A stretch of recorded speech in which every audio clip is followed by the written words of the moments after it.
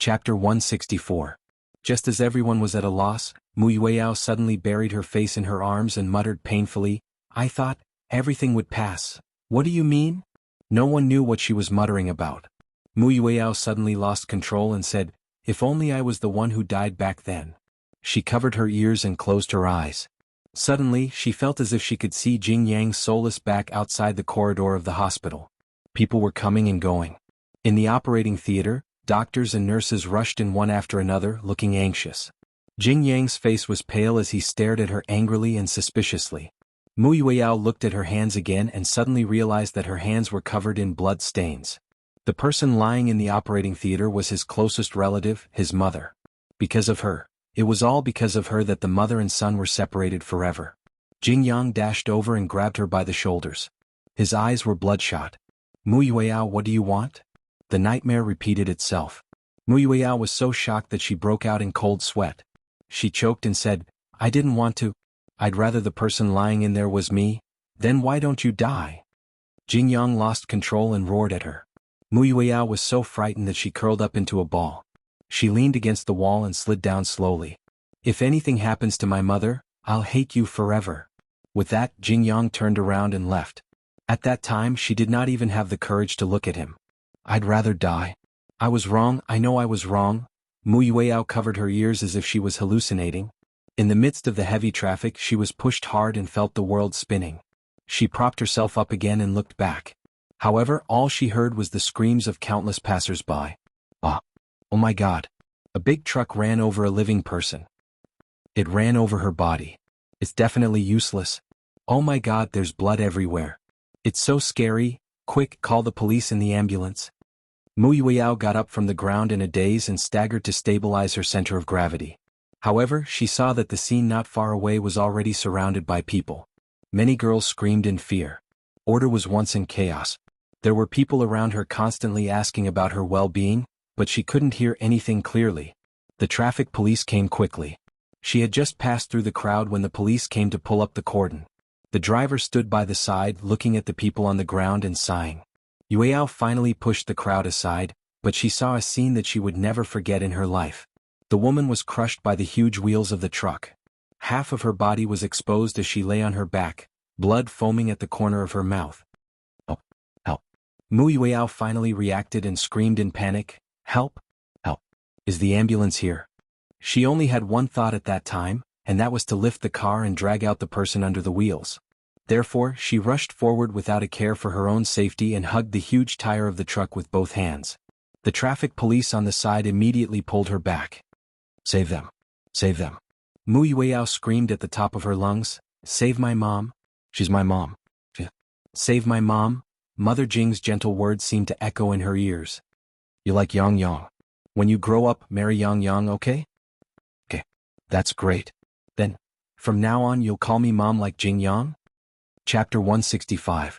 She felt like she was drowning in a sea of darkness. When Mu Yueyao woke up, she realized that she was lying on a bed.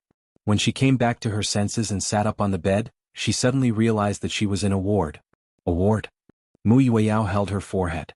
She had completely lost her memory of what had happened before she came to the ward. She didn't know what had happened. She couldn't remember what had happened at all. "You're awake." A stern and familiar voice came from the side. Mu Yueyao looked in the direction of the voice and saw Muichen sitting by the bed. He was dressed in a well-ironed suit and his back was as straight as it could be. She didn't know why, but no matter what he was wearing, he gave off the impression that he was dressed in military attire. Mu Yueyao was stunned. "Brother?" "Yeah." Muichen snorted coldly and didn't say a word. He frowned and adjusted his posture. He sneered expressionlessly, "You came to Hong Kong without your family's permission and went through all sorts of trouble. Do you want to go to heaven?" "No, I didn't." Muichen suddenly leaned over and held her chin. His tone was stiff as he said, "Look at you now. You're so haggard. How did you get yourself into this state?" Mu Yueyao slapped his hand away gloomily. She turned around and looked at the television. Through the reflection on the screen, she indeed saw her extremely haggard face. She couldn't recover from the setback. Muichen couldn't bear to yell at her when he saw her pitiful look. He raised his eyebrows and asked, "What's the matter? Why do you look so aggrieved?" "Brother?" Mu Yueyao's voice trembled like a little lamb and she looked even more pitiful. Why are you yelling at me? Mui Chen touched the bridge of his nose. When did I yell at you? You were yelling at me. Mu Yueyao looked like she was about to cry. Look at your face. You look like you're going to eat me up. Eat me up? So exaggerated? Mui Chen nervously turned around.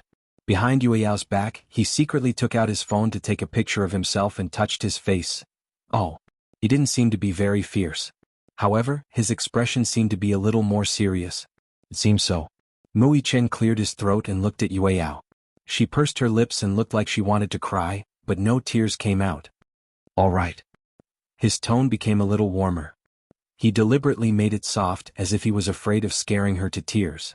However, it was not hard to hear that he was angry. Did you come to Hong Kong to look for Jingyang? Looks like they're arguing again. Oh. No. Mui Chen did not believe it. However, the truth was that she and Jingyang did not even speak much this time. Ever since that incident, Jingyang's attitude towards her had become very cold. She knew very well that he hated her because of that incident. However, she thought that besides hatred, he should at least show some concern and care for her, right? This time her heart was really hurt badly. In the Mu family, she had always been the high and mighty princess. She had never suffered such humiliation. These few days in Hong Kong, she could no longer maintain her composure in the face of his indifference. It didn't matter how he humiliated her. However, when she saw that woman appear beside him, all of her psychological defenses crumbled completely. Chapter 166. All right. Mui Chen's heart ached too. He had always doted on his younger sister, but now that she was being bullied outside, his heart ached terribly. Still, he was exasperated at her failure to live up to his expectations. Why did he keep an eye on that B*****? His sister was the Mu family's beloved princess. There was a long line of men courting her, so why should she be bullied by that B*****? Mui Chen was furious. He could not wait to chop that B*** into pieces. However, when he looked at Yueyao's aggrieved face, which was about to crumple into a ball, he tenderly reached out and pulled her into his embrace. Oh, don't cry anymore. As if coaxing a baby in swaddling clothes, he gently patted Yueyao's back and coaxed, All right, don't cry anymore, okay? Yueyao was furious.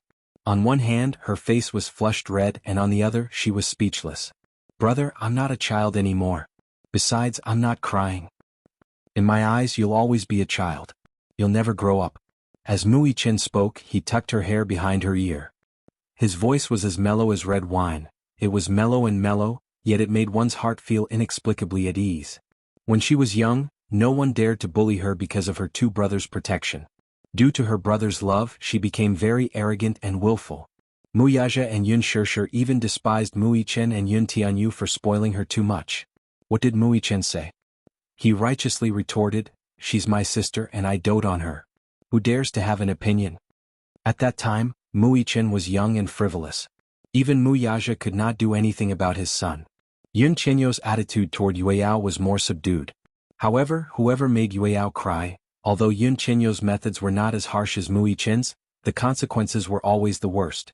As a result, Yueyao became more and more arrogant. Yueyao also knew that her personality had been spoiled by her two brothers. She had also thought about changing it and had put it into action. She was much more mature than before. But even so, these two clown brothers still couldn't bear to see her suffer any grievances. Yueyao blushed a little. She was actually a little shy, but when she heard Mui Chen's comforting voice, for some reason, tears welled up in her eyes. She rubbed the corners of her eyes and felt like crying. Brother, he really doesn't want me anymore, Mui Chen snorted. It's not that he doesn't want you, it's you who doesn't want him. He's not good enough for you, eh? Upon hearing Mui Chen's words, Yueyao could no longer hold it in. Her tears finally soaked Mui Chen's clothes. Mui Chen's heart ached even more. He felt that the hot tears were about to flow into his heart. No matter what, you'll always be the most precious in your brother's heart. Brother? Mu Yueyao dropped all her defenses and hugged him tightly. She did not want her tears to be exposed under the sun. She would rather bury these tears in her brother's chest. Mui Chen did not say anything. He raised his hand and gently stroked her back as a form of consolation. His heart, however, felt as if it was torn apart. He hugged Yueyao's head into the crook of his neck. When he looked up again, his gaze was as cold as a knife. This B*****. Over and over again, he had made his sister sad and heartbroken. It was fine if it was just brushes before. This time he would not tolerate it. Chapter 167. TV Station Interview Room. When Jianghu returned to the dressing room after finishing the program, it was already 1 o'clock in the morning. The program was a recorded broadcast. The Hong Kong TVB variety program always revolved around gossip. Jianghu endured and ended the interview patiently. He was exhausted. As soon as he returned to the dressing room, he collapsed on the sofa and did not want to move anymore. Tired. Exhausted. At this moment, his mind was filled with Mu Yueyao's disappointed face. According to the hotel manager, a girl fainted in the elevator yesterday. She was rushed to the hospital and there was no news of her since then. He suspected that it was Mu Yueyao. Because her name could no longer be found in the hotel's guest information. She had already checked out of the hotel. What happened? She fainted? What happened? Countless questions filled his head and he had a splitting headache. Yesterday he agreed to a dinner party and the investor asked this girl to accompany him. He did not expect to bump into her in the elevator. Jianghu did not pay attention to her, but he did not expect that something would happen not long after he left. Jianghu, are you tired? Do you want to drink some coffee? Beside him, his assistant kindly served him a freshly brewed coffee. When Jianghu smelled the bitter taste of the instant coffee, he could not help but want to vomit. He covered his mouth and waved his hand. The assistant immediately understood and left with the coffee. She knew that Jianghu's mood was not very good these 2 days. No. It should be said that since he stepped into the entertainment industry, he had never shown a real smile. There was once a program that asked him why he wanted to enter the entertainment industry. He was a top economics student at a 985 university. However, he did not choose to pursue a postgraduate study in economics. Instead, he chose to enter the entertainment industry. Although Jianghu's foreign trade conditions were good, there were better choices for him other than the entertainment industry. However, Jianghu said that he entered the entertainment industry to repay his debts. He and his mother owed a huge debt as high as 100 million. He had to repay this debt. This statement shocked the entertainment industry and fans. It even topped the entertainment industry's trending searches. Jianghu had a debt of over 100 million. Some smart fans looked up Jianghu's information and did not find any debt background. There was no record of him being executed. A young man who did not gamble, did not have any bad habits, and came from a clean family background. Where did this debt of over 100 million come from? No one knew. After that, there were also people who asked Jianghu out of curiosity to verify the debt. However, Jianghu avoided answering them and only said that he would retire from the entertainment industry after he earned 100 million. Therefore, Jianghu's fans were in a dilemma. They wanted to spend money on him, but they were also worried that if they spent too much money, their idol would leave the industry after earning 100 million yuan. But there were also some media outlets that said that this was all a publicity stunt. However, Mu Yueyao knew where the 100 million debt Jianghu was talking about came from. Jianghu collapsed on the sofa and let his body sink into it. Suddenly there was a sound of footsteps outside the door. However, he remained unmoved. Until the door of the dressing room was forcefully pushed open with a bang. Everyone except Jianghu looked at the door and saw a tall man with a domineering aura standing at the door. His eyes were cold. Everyone was so scared that they didn't even dare to breathe. Logically speaking, if someone suddenly broke into the dressing room backstage, the assistant would definitely rush forward to chase them out. Chapter 168.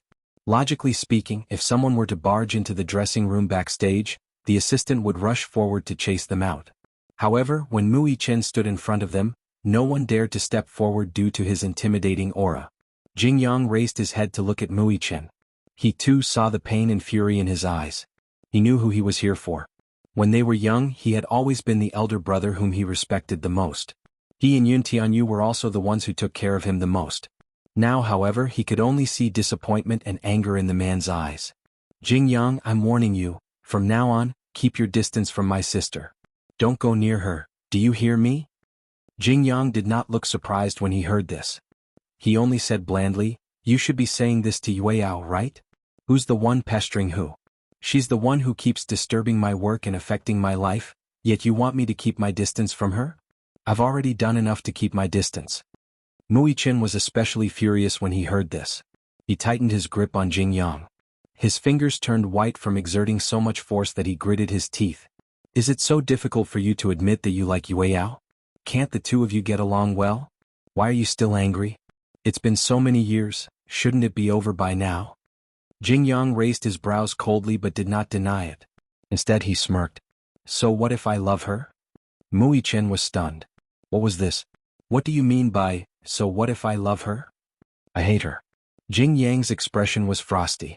Mui Chen did not know what to do with his icy expression.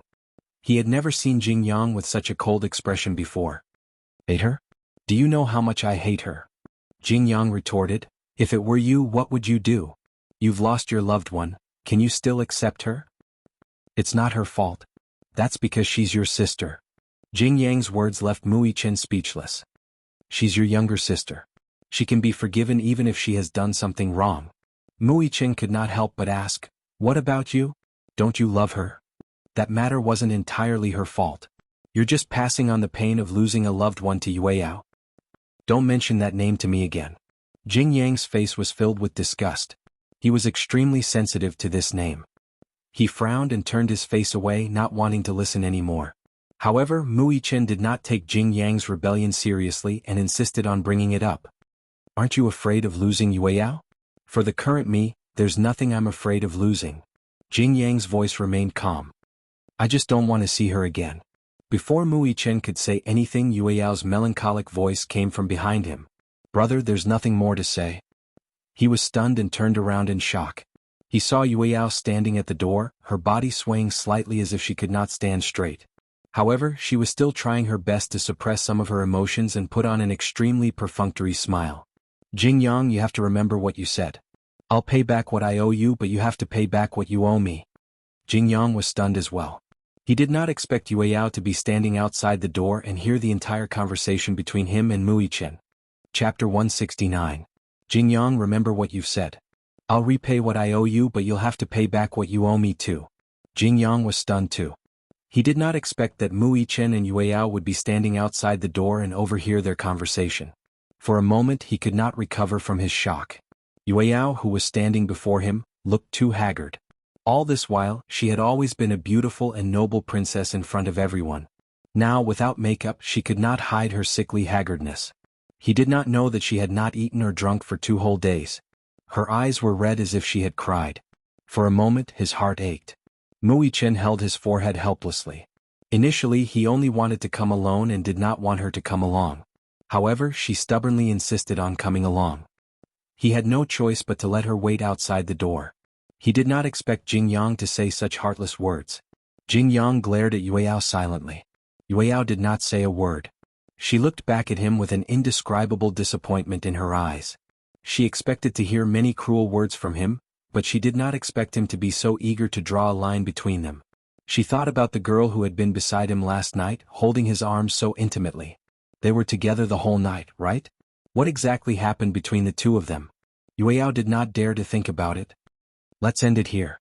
Other than settling accounts, we don't owe each other anything. As Yueyao said this, she suddenly raised her hand and casually took off a ring on her ring finger. She threw it on the floor. It was a rose gold ring. She bought it at a store and it was not expensive. When they were young she often stuck to Jing Yang. The two could be considered childhood sweethearts.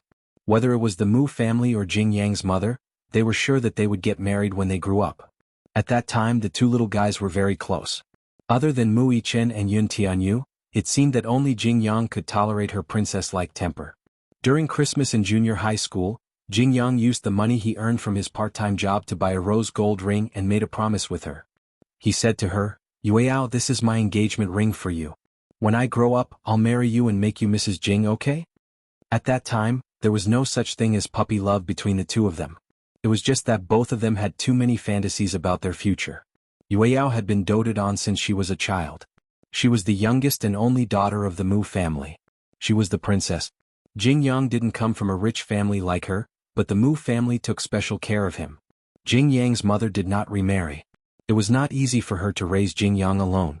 Originally, she had planned to give birth to the child and return to the countryside to develop. The cost of living in the capital was too high and it was hard to get by. But how could Mu Yueyao bear to let Jing Yang leave? Hence, Yun Shishir offered to cover Jing Yang's living expenses and school fees. Only then did Jing Yang and his mother officially take root in the capital. However, all these beautiful things were completely shattered because of an accident. After that incident, Jing Yang not only felt love for Mu Yueyao, but also hatred. Originally, this accident should not have happened. For the first time in his life, he hated her willfulness. Watch first Zue New Chapter section. Please go to Hall of Visitors. Mobile address. Chapter 170. For the first time in his life he hated her stubbornness. However, all this hatred was suddenly thrown into chaos when the rose gold ring fell to the ground. The ring had entered his line of sight without warning and made him realize that to her, this ring was so cheap. No matter how many years had passed, she had always worn it on her finger. But now she had taken it off and thrown it in front of him. Mu Yueyao's face was expressionless and he couldn't tell what it was. She smiled sadly, and just when he thought she was about to cry, she said lightly, "Let's end it here. Let's end it here." Mu Yueyao smiled coldly and said, "I should give up too. In the future, as you wish, I won't pester you anymore." As she said this, she walked over and held Mu Yichen's hand.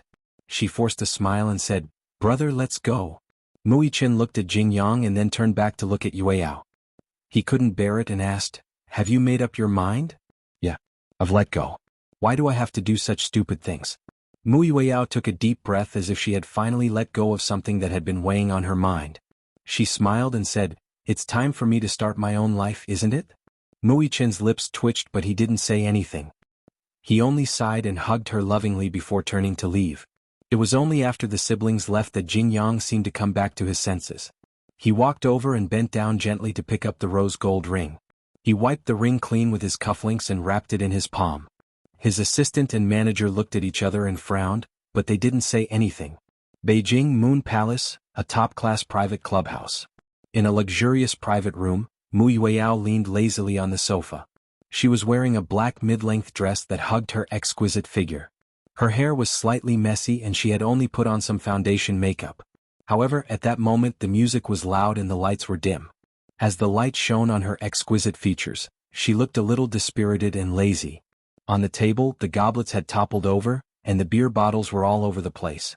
Several handsome and beautiful male models were standing on the small stage, holding microphones and trying their best to show off their voices. These models were all the top male models of the Moon Palace. Whether it was in terms of figure or appearance, they were all ranked in the top 5. After returning from Hong Kong, Yueyao hid from everyone and secretly took root in the Moon Palace. The Moon Palace was a high-class clubhouse that combined entertainment and hotel. It had a bar, a room, and a bedroom. She turned off her phone and hid her whereabouts from everyone. She played in the Moon Palace every day. When they were tired from singing, they would drink. When they were drunk, they would return to the hotel to rest. When she woke up, she did not have time to eat and continued to drink in the private room. She felt lonely drinking alone, so she spent a lot of money. A few male models rushed into the private room to drink with her, get drunk with her, go crazy with her, and play with her. This kind of feeling was really good. It was carefree, crazy, and incisive. When he was drunk, he felt as if the whole world was spinning, as if he was floating in the clouds. At that time, even if the sky fell, it had nothing to do with her. She didn't need to think about the person in her heart. She just needed to find her own happiness. But, even if she was drunk, she still missed him. His face appeared in her mind. Before she realized it, her face was already covered in tears. Chapter 171. At the Mu residence.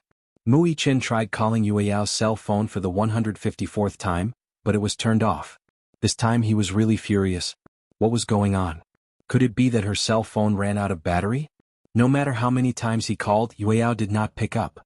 After returning from Hong Kong, it was as if she had disappeared from the face of the earth. He did not know where she went. She was unreasonable. Although he knew that nothing would happen to Yueyao, he was still worried.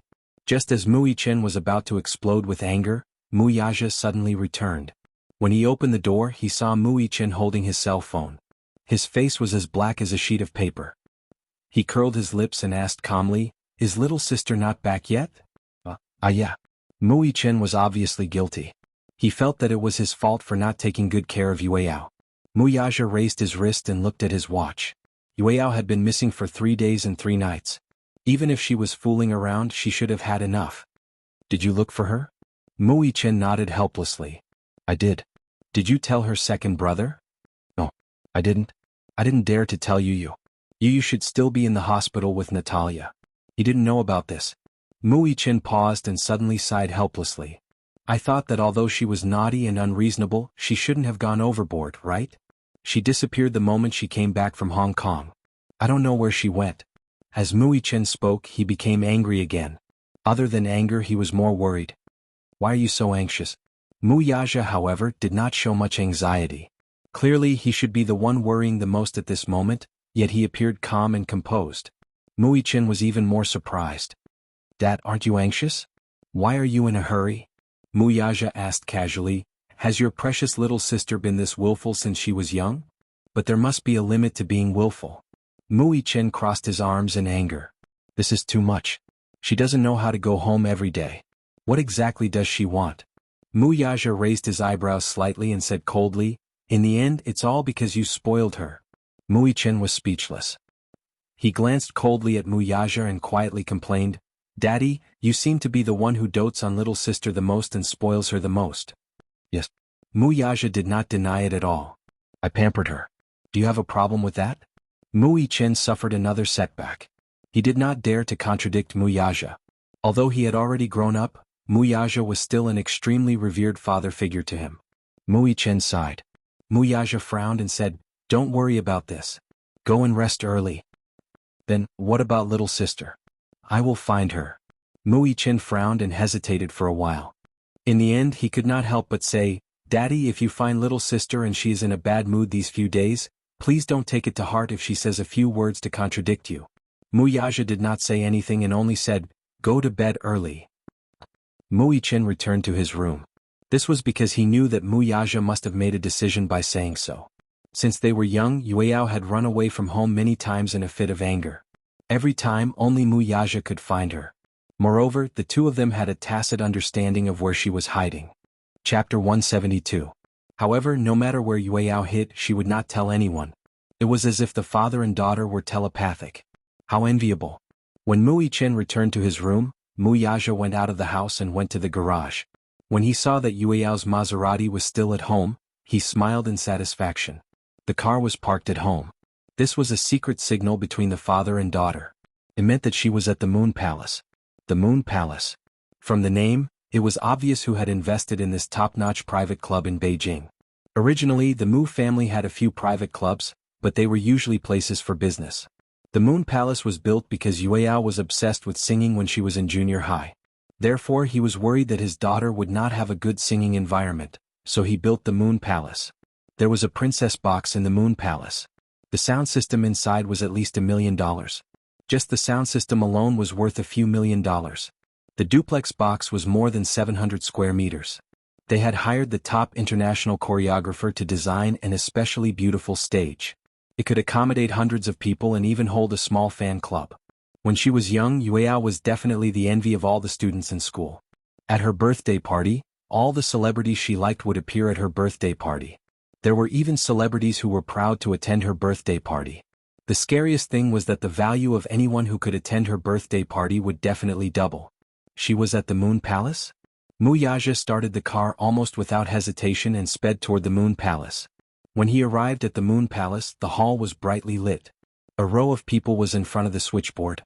They were at a loss. When they saw Mu Yaja, it was as if they had seen their savior. "Chairman Mu is here." A group of waiters came over with bitter faces.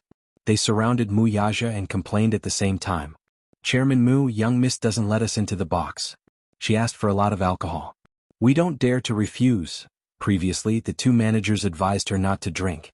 They even lost their jobs. "This is not important. You should go and take a look. If she continues drinking like this, her body will collapse sooner or later."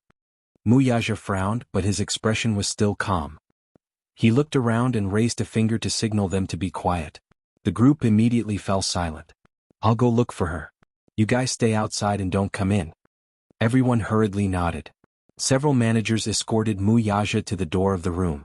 Although the room was soundproof, they could still hear Mu Yaja singing at the top of his lungs.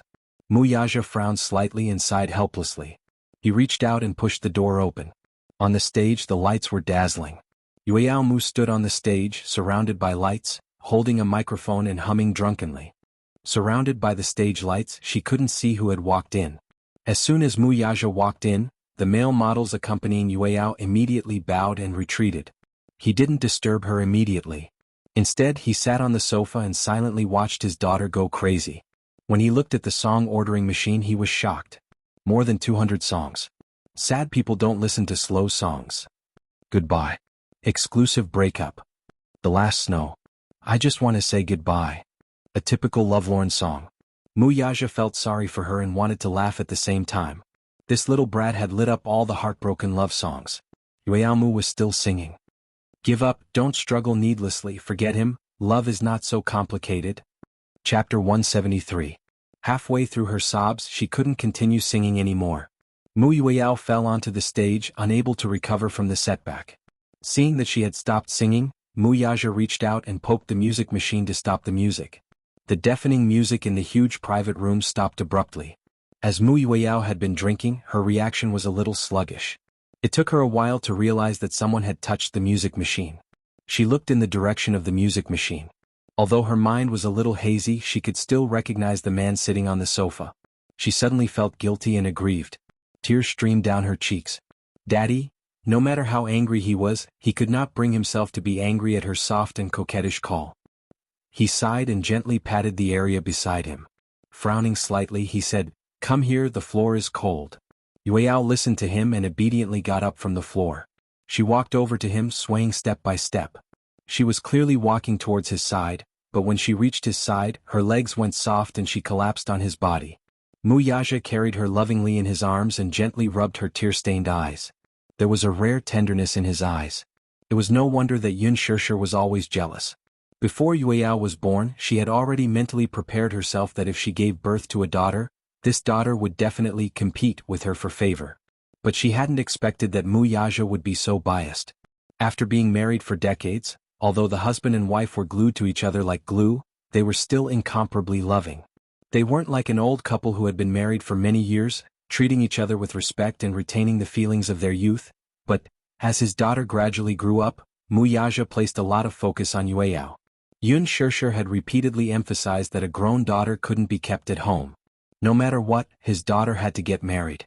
However, Muyaja said that it was because his daughter was going to get married sooner or later that he had to dote on her. He doted on her so much that in the future, if his future son-in-law didn't dote on his daughter as much as he did, he wouldn't bear to hand his daughter over to someone else. Yun Shishir was already considered a Buddhist. But there were many times when she would still be a little jealous of her daughter. This was especially so when she saw Muyaja looking at her daughter dotingly. Her heart ached and she could not help but feel envious. Yueyao took the opportunity to lean her head on his shoulder and didn't say a word. When Muyaja saw this, he frowned and laughed. "What's the matter? Who made my little princess angry this time?" He was pretending that he didn't know what had happened between her and Jingyang. Yueyao wasn't willing to tell him either. How could she possibly complain to Muyaja? Even if she had been wronged, she wouldn't tell him. She didn't dare to imagine what would happen if he got angry with Jingyang because of this. If Muyaja got angry and really wanted to deal with Jingyang, the entire entertainment industry would be shaken. This was between her and Jingyang. She didn't want to implicate anyone else. Moreover, she had drunk alcohol and was in a daze. Perhaps she was tired of crying and was tired of it. Now that her tears had dried, she quietly snuggled up in Muyaja's arms. Finally, she felt that the whole world had quieted down. She was so tired from crying that she felt like her head was swollen and hot. She didn't say anything and Muyaja didn't force her either. Chapter 174. Muyaja didn't force her. She didn't know why, but Mu Yueyao felt her heart calm down when she was by his side. She didn't say anything and didn't know if she was crying. She just wrapped her arms around his waist, sobbing and feeling wronged. Muyaja gently scratched the bridge of her nose and asked gently, "Have you had enough fun outside? I'm done? Then come home with Daddy?" When Yueyao heard this, she shook her head vigorously. Muyaja couldn't help but laugh. "What's the matter? Is there a fierce tiger at home? Don't want to go back?" "Yes." Yueyao said seriously, "I'm afraid that Mommy will eat me up." Muyaja said, "Mommy doesn't know about you playing outside." "What? That clown brother of yours kept it a secret for you? He said that you went on vacation. Then how did you find out?" Muyaja raised his eyebrows and reminded her helplessly, "I saw that he was so anxious these past few days. Although he pretended to be calm in front of your mommy, how could he hide it from me? When I saw that your car was parked in the basement, it meant that you went to the Moon Palace." Realization dawned on Yueyao. She lowered her head guiltily and admitted her mistake sadly. "I'm sorry to have made Daddy worry again. If it's possible," Muyaja hugged her tightly. "Daddy wants to worry about you for the rest of his life." When Yueyao heard this, her heart trembled violently. She didn't know why, but she felt a little sad. She didn't dare to look up at him. After the alcohol had subsided, she suddenly felt that her behavior these past few days had been a little too willful. As Mu Yaja hugged Yueyao, he couldn't help but feel emotional. This daughter of his meant something different to him. This was the child that he had nurtured with Yun Shishir for the past 10 months. Since the day Yun Shishir was pregnant, he had been taking care of her carefully. At the same time, he fantasized about whether the Xiao Bao in her stomach was a son or a daughter. He sighed with emotion as he held up Yueyao's hand. Her fingers were slender, fair and slender. Such a beautiful hand also proved that his beloved daughter had finally grown up. The princess in the castle, who was ignorant of worldly affairs, finally had the 7 emotions and 6 desires. She was no longer dejected over matters of the heart. She still remembered that when she was just born, her small and delicate body was just enough for her to support with her 2 hands. Now she had already grown to be so slender and elegant. Time really passed too quickly. It was like quicksand on one's fingertips, impossible to grasp. Mu Yaja gently tucked her hair behind her ear and said gently, "You will always be Daddy's princess. If you are unhappy, of course Daddy will feel it." When Yueyao heard this, she didn't know why, but her tears, which had already subsided, suddenly overflowed again. Her eyes were clearly hurting from crying, but she couldn't stop the tears from gushing out. She hugged Mu Yaja's shoulder and choked with sobs. "I won't marry in the future. I want to be with Daddy and Mommy for the rest of my life." When Mu Yaja heard this, he almost blurted out, "Okay." His daughter said that she didn't want to marry. This was what he hoped for the most. It was said that there were only 2 happy days when a son was born. The first was the day he was born and the second was the day he married his wife. It was also said that from the day a daughter was born until the day she got married, it was blissful. The rest was melancholy. However, he clearly knew that her words were just a spur of the moment. He was just a passerby in her life. Sooner or later, there would be a man who would hold her hand. Chapter 175. Sooner or later, there would be a man who would hold her hand, and no matter how reluctant he would still have to entrust her hand to that man. But, no matter what kind of man it was, as long as he bullied her and made her cry, even if it was her own wishful thinking, she couldn't let him know. Because she would forgive that man, but he wouldn't. However, Mu Yaja still felt warm inside when he heard her words.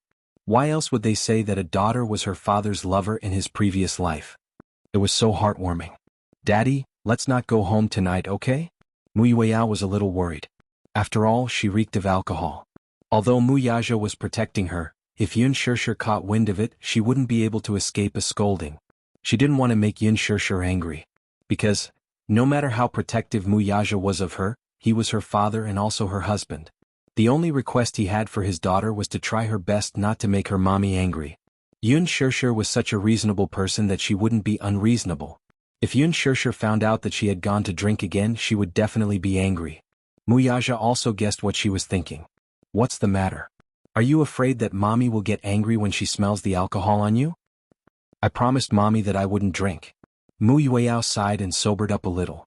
When she thought of Yun Shishir's gloomy face, she actually started to feel a little scared. Mu Yaja flicked her head gently. "Why did you still drink when you knew?" Mu Yaja asked again, "Have you thought it through? What? You've drunk and you've had enough trouble these few days. Have you thought it through?" Mu Yueyao lifted her head and looked into Mu Yaja's eyes in a daze. Suddenly, she took a deep breath and her voice trembled a little. You haven't thought it through?" "I've thought it through." Mu Yueyao finally said seriously, "I've decided to let him go." For some reason, looking at Yueyao's casual expression, Mu Yaja's heart ached even more. He understood that she had not let go at all. Her face was full of reluctance and heartache, but she had decided to let go. It was probably because she was disheartened and did not want to wait any longer. "I know that there are some things that can no longer be undone, but I don't want him to trample on my pride anymore." Mu Yaja said indifferently, "It's good that you've thought it through. Daddy, I really envy you and Mommy." Mu Yueyao sighed from the bottom of her heart. "Your relationship with Mommy is really good. I rarely see the 2 of you fighting. When I was young, I thought that if there was a man who could dote on me like how Daddy dotes on Mommy, I would be willing to do anything for him." "Impossible." "What?" Mu Yueyao was a little puzzled and retorted, "Daddy is not the only good man in this world." Mu Yaja smiled. "But in this world there is only one Daddy." While Yueyao was in a daze, Mu Yaja continued, "In this world there is only one Mommy. The relationship between your Mommy and I can't be replicated." "Can't be replicated?" It's the same for relationships. You can't use your request for Daddy to ask another man. Mu Yaja's words had a deeper meaning. Yueyao felt that his words were a little complicated and difficult to understand. Daddy, what do you mean? It's fine if you don't understand. Mu Yaja gently stroked her hair on her forehead. Go back to the room upstairs and sleep for the night. Come home with me tomorrow? Chapter 176. Yueyao was so tired that she was barely conscious. She leaned on Mu Yaja's shoulder and nodded to herself. It was obvious that she was exhausted. Mu Yaja carried her, his heart aching. He walked out of the door and headed upstairs. The 5th floor and above were all private rooms. Mu Yaja had specially prepared a princess suite for Yueyao. No one else was allowed to use this room under any circumstances. However, the room would be meticulously cleaned every 2 days to keep it clean and tidy. After Mu Yaja carried Yueyao into the room, she was already sleeping soundly in his arms. A certain man frowned in disdain. He despised the fact that his daughter reeked of alcohol and it was inconvenient for him to help her wash up. It wasn't as if he couldn't get someone to serve her. However, seeing that she was sleeping so soundly, Mu Yaja couldn't bear to wake her up. Hence, he laid her flat on the bed and covered her with the blanket, allowing her to sleep soundly. The next day, when Yueyao woke up, it was already late in the morning. She opened her eyes and felt nauseous like a tidal wave. Yueyao kicked the blanket away weakly. Just as she turned over, she felt a tremor in her body as if something was tumbling violently. She opened her mouth and almost vomited on the carpet. However, a hand had already passed her the rubbish bin in time. After Yueyao finished vomiting, the foul smell from the rubbish bin made her almost unable to open her eyes. Are you done vomiting? A man's steady and powerful voice came from beside her. Yueyao woke up abruptly and turned her head in embarrassment. She saw Mu Yaja looking at her calmly. Daddy? Even though she had been vomiting like this for the past few days and had been drinking heavily, Mu Yaja suddenly felt embarrassed when he saw her vomiting in such a sorry state. Are you done vomiting? A little more. Mu Yaja didn't know whether to laugh or cry.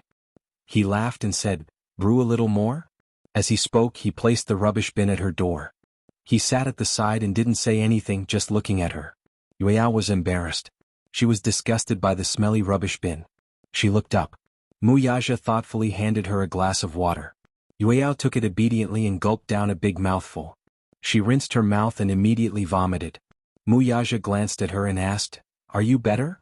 Much better. Do you want to take a shower or go straight home? Shower? She reeked of alcohol.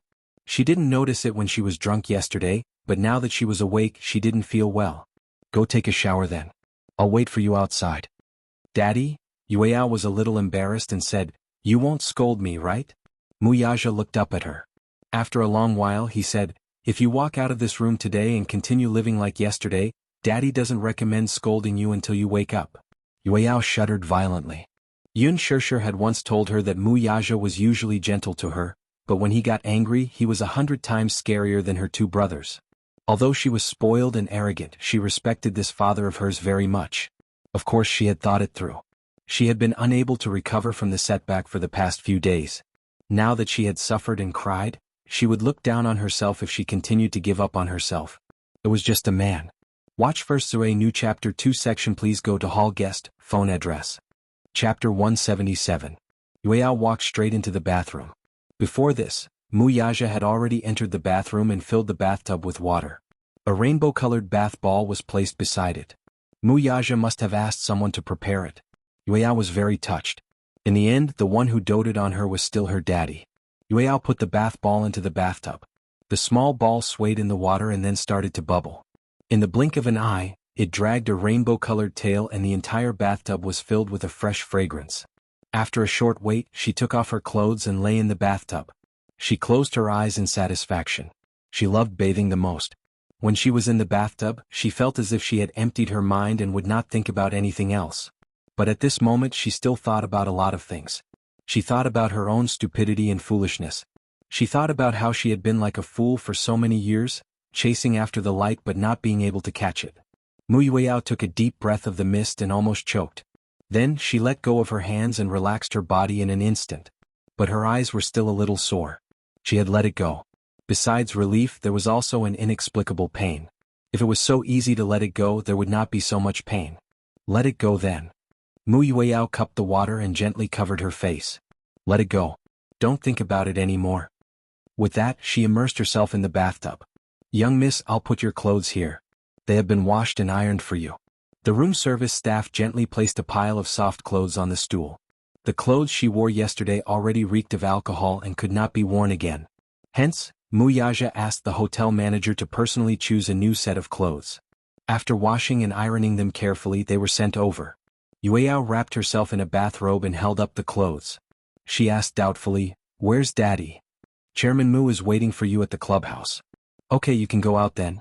I'm going to change." "Yes. Young miss, if you need anything else, please feel free to let me know." "Got it." After everyone left, Yueyao casually changed into a new set of clothes. She was very particular about what she wore. However, in the past few days after returning from Hong Kong, she had been singing, drinking, and living a life of luxury. Even she herself felt that she was neither a human nor a ghost. However, just like Muyaja said when she walked into the bathroom and came out, everything would be clear. He had figured everything out. After Yueyao changed her clothes, she came to the clubhouse and saw Muyaja sitting on the sofa. There were several bosses drinking coffee in the clubhouse. When they saw Muyaja, they immediately went up to greet him. Muyaja looked indifferent. These men were begging and pleading for nothing more than that. Now that more than half of the Xingyu Financial Group's affairs had been handed over to Yun Tianyu, he could not be bothered to interfere. Thus he leisurely played Tai Chi with them. When he saw Yueyao, he immediately asked, "Are you done?" "Yes." Yueyao came to Muyaja's side and said to him, "Daddy, let's go home." When they heard that they were going home, the two men looked at each other. No matter how anxious they were, there was nothing they could do. They could only nod repeatedly and watch the father and daughter leave. Chapter 178. 5 months later. The official handover of the CEO position of Tianyu Entertainment under Xingyu Financial Group was completed.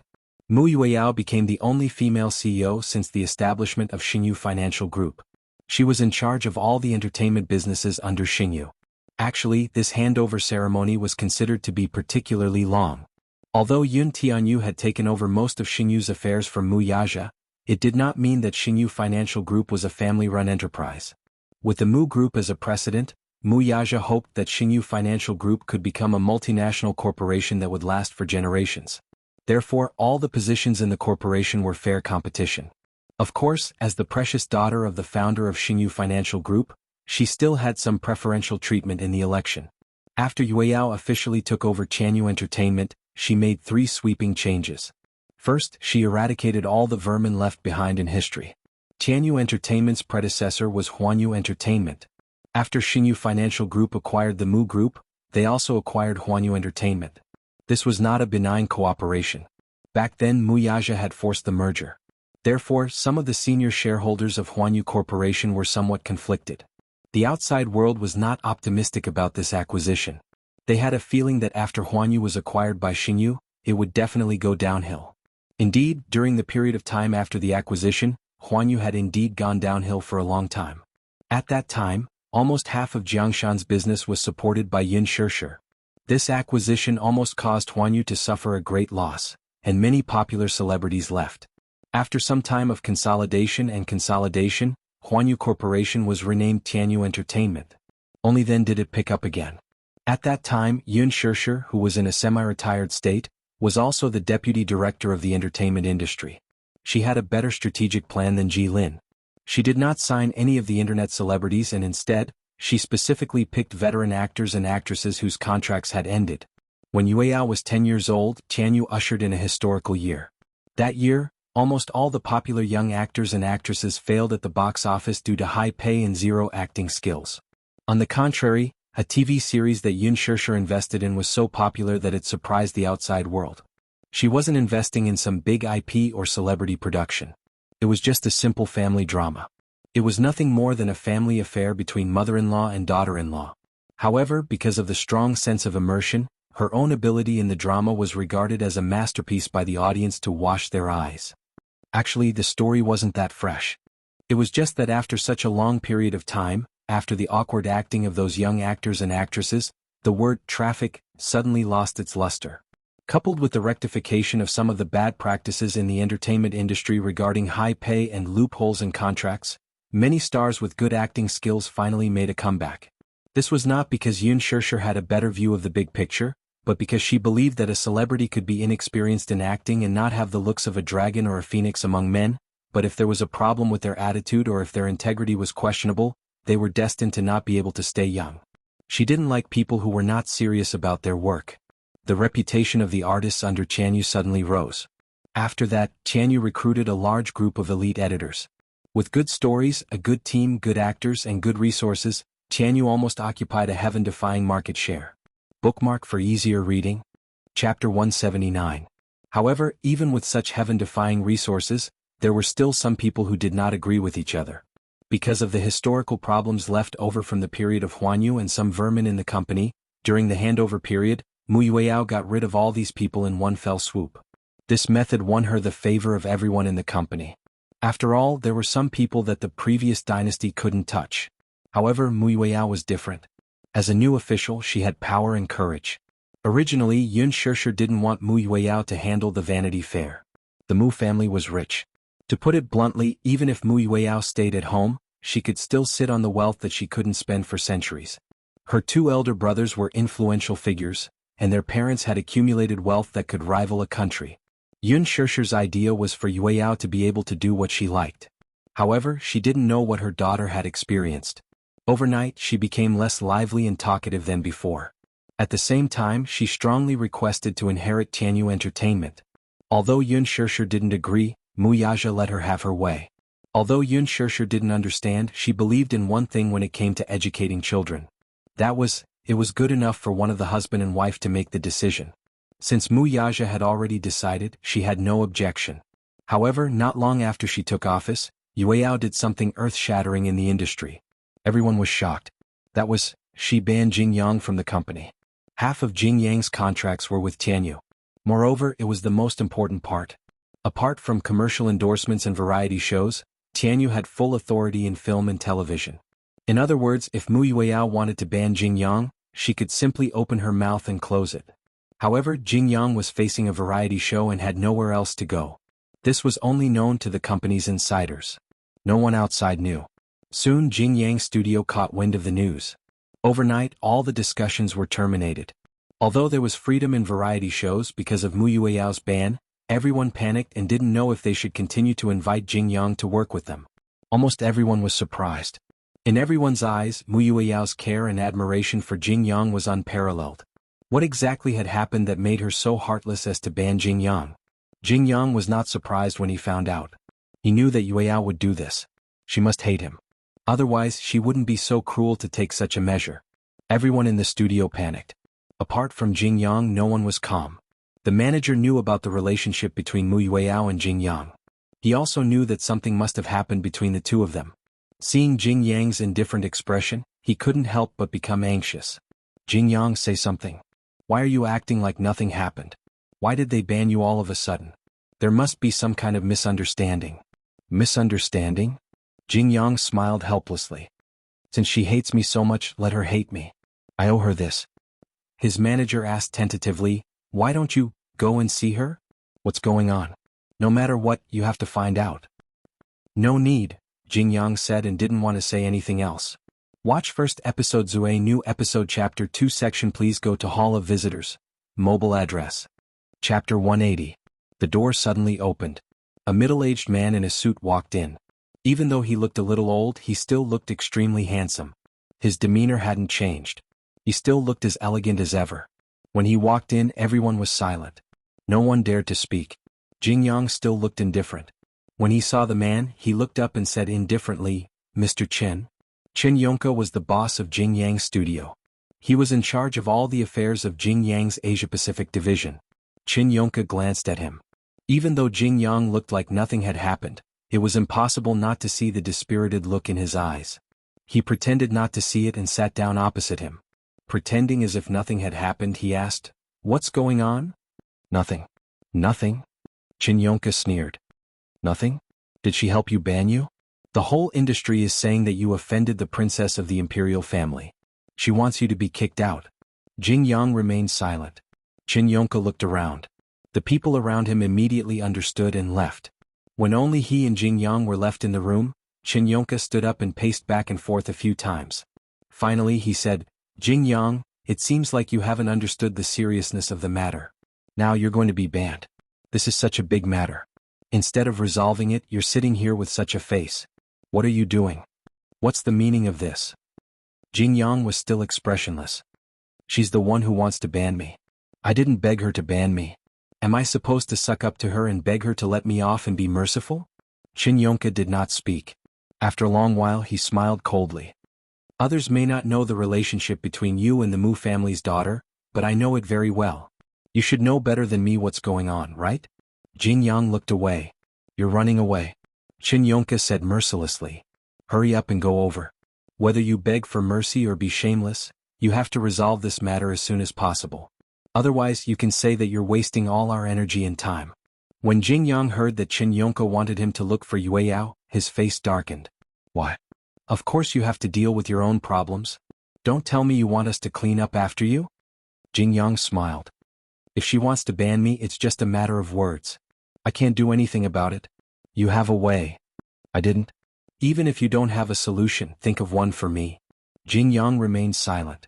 Qin Yonke couldn't bear to see him like this. He suddenly walked over, stretched out his hand and grabbed his collar. Now think of a way. President Qin, don't force me. You think I want to? Qin Yonke said angrily, you know, when you set up your personal studio, I invested 20 million. And this is just the initial funds. Later on, I invested tens of millions and this studio signed a contract worth hundreds of millions. Just because of your personal matter, all our hard work is going to go down the drain.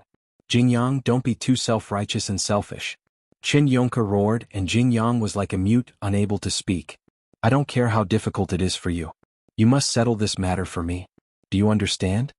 Qin Yonke let go of him and continued, you're not enemies. Why do you have to do this? Chapter 181. Jing Yang just stared at the cup on the coffee table and did not say a word. Qin Yonke knew that he was being very aggressive. But he knew what he was doing. Jing Yang was his artist and he knew his character very well. They had worked together for so many years and Jing Yang had made a lot of money for him. He would not make things difficult for him over such a small amount of money. He just couldn't stand it. They were not enemies. Especially after he came back from Hong Kong, he was always holding a ring in a daze. On the surface he looked calm, but Qin Yonke knew that he must have been hurt badly. Jing Yang, are you suffering from self-abuse? Qin Yonke squatted down and looked at him seriously. But inadvertently, he noticed that the corners of his eyes were bloodshot. When he saw it, his heart ached and he was angry that he did not fight back. But he did not say anything. He felt that he had made it clear enough. You can either talk to her or just quit the entertainment industry. Don't waste everyone's time. Jing Yang said gloomily, don't worry, I will take care of it. Qin Yonke was stunned and suddenly snorted. This is your business.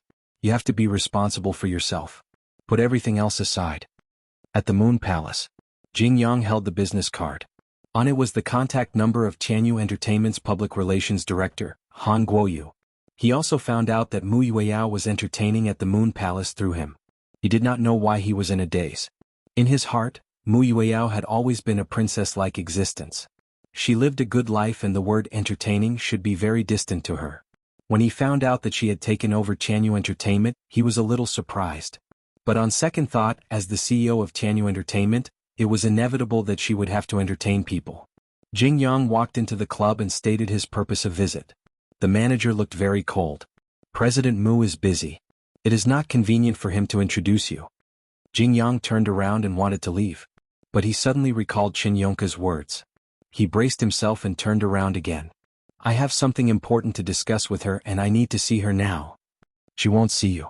Jing Yang did not think much of it. You haven't told her. How do you know that she doesn't want to see me? The manager was speechless. He pinched his earpiece and walked to the side to report. Not long after he walked over and looked Jing Yang up and down. He said coldly, come with me. Jing Yang followed the manager to the door of the private room. As soon as he pushed the door open, the originally quiet corridor reverberated with the music from the private room.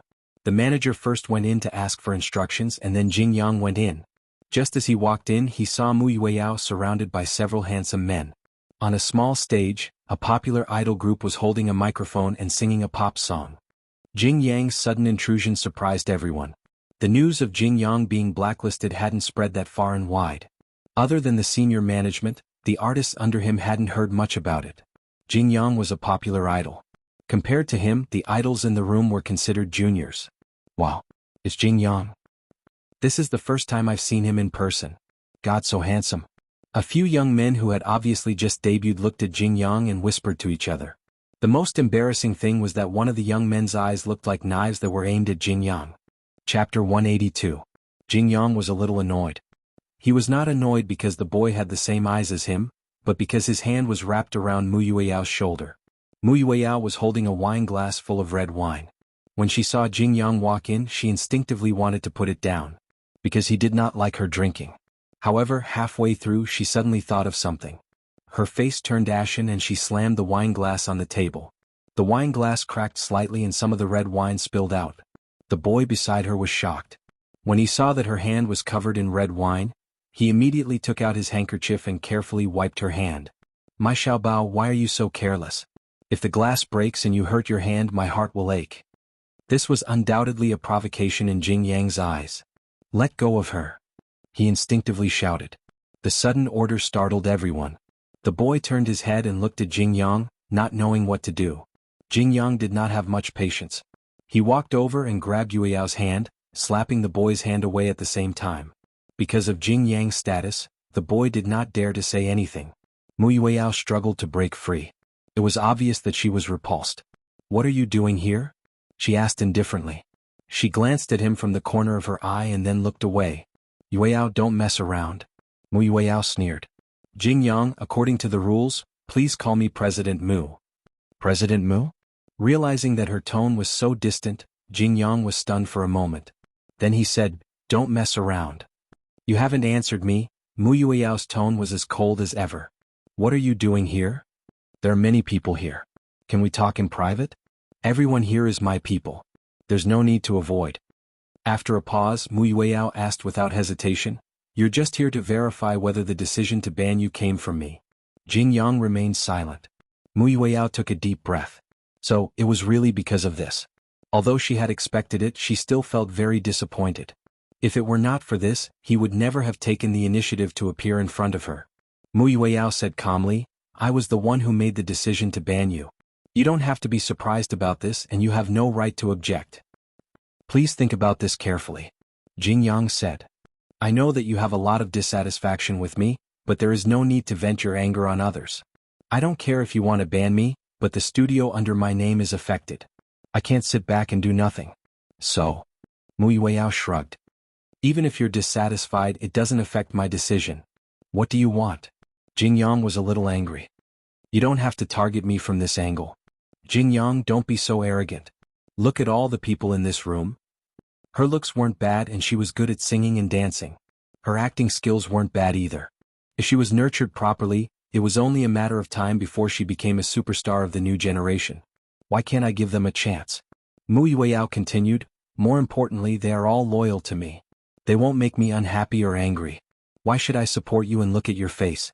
Am I asking for trouble?" Every word was like a gem. Jingyang looked at her silently. He didn't know why, but his heart palpitated. Watch first episode Zue new chapter section. Please go to Hall of Visitors. Mobile address. Chapter 183. Jingyang looked at her silently. He didn't know why, but his heart was palpitating.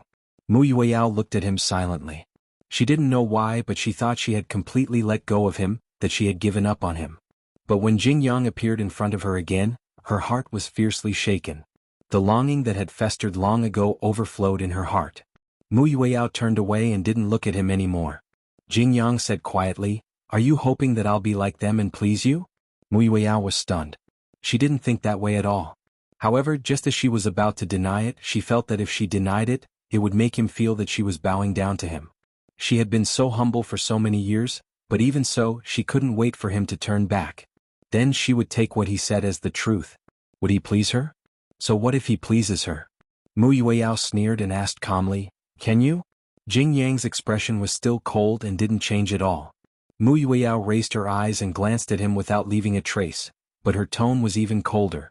"Are you willing to please me? You're the nation's idol. You've always been high and mighty. Pleasing me is equivalent to lowering yourself." Would he? Lowering myself? To him, this word was undoubtedly a great humiliation. Whose dignity? Whose nobility? Whose dignity? In front of her, what dignity and dignity did he have? Jingyang silently sucked in a breath of cold air. Finally he slowly exhaled. Suddenly he strolled in front of her. He was too tall. Mu Yueyao could still remember that he was only half a head taller than her. In fact, when they were in middle school she had developed faster than him and was about the same height as him. In the blink of an eye he had grown into a 182-meter tall young man. Standing in front of her, he felt a sense of oppression. Mu Yueyao suddenly felt suffocated. What made her feel even more suffocated was that in the next second, he suddenly bent over and lowered his head. He reached out and gently pinched her chin, his handsome face slowly pressing down on hers. "Do you like me like this?" Jing Yang's breath smelled like orchids. His usual cold and indifferent tone actually sounded like he was pampering her.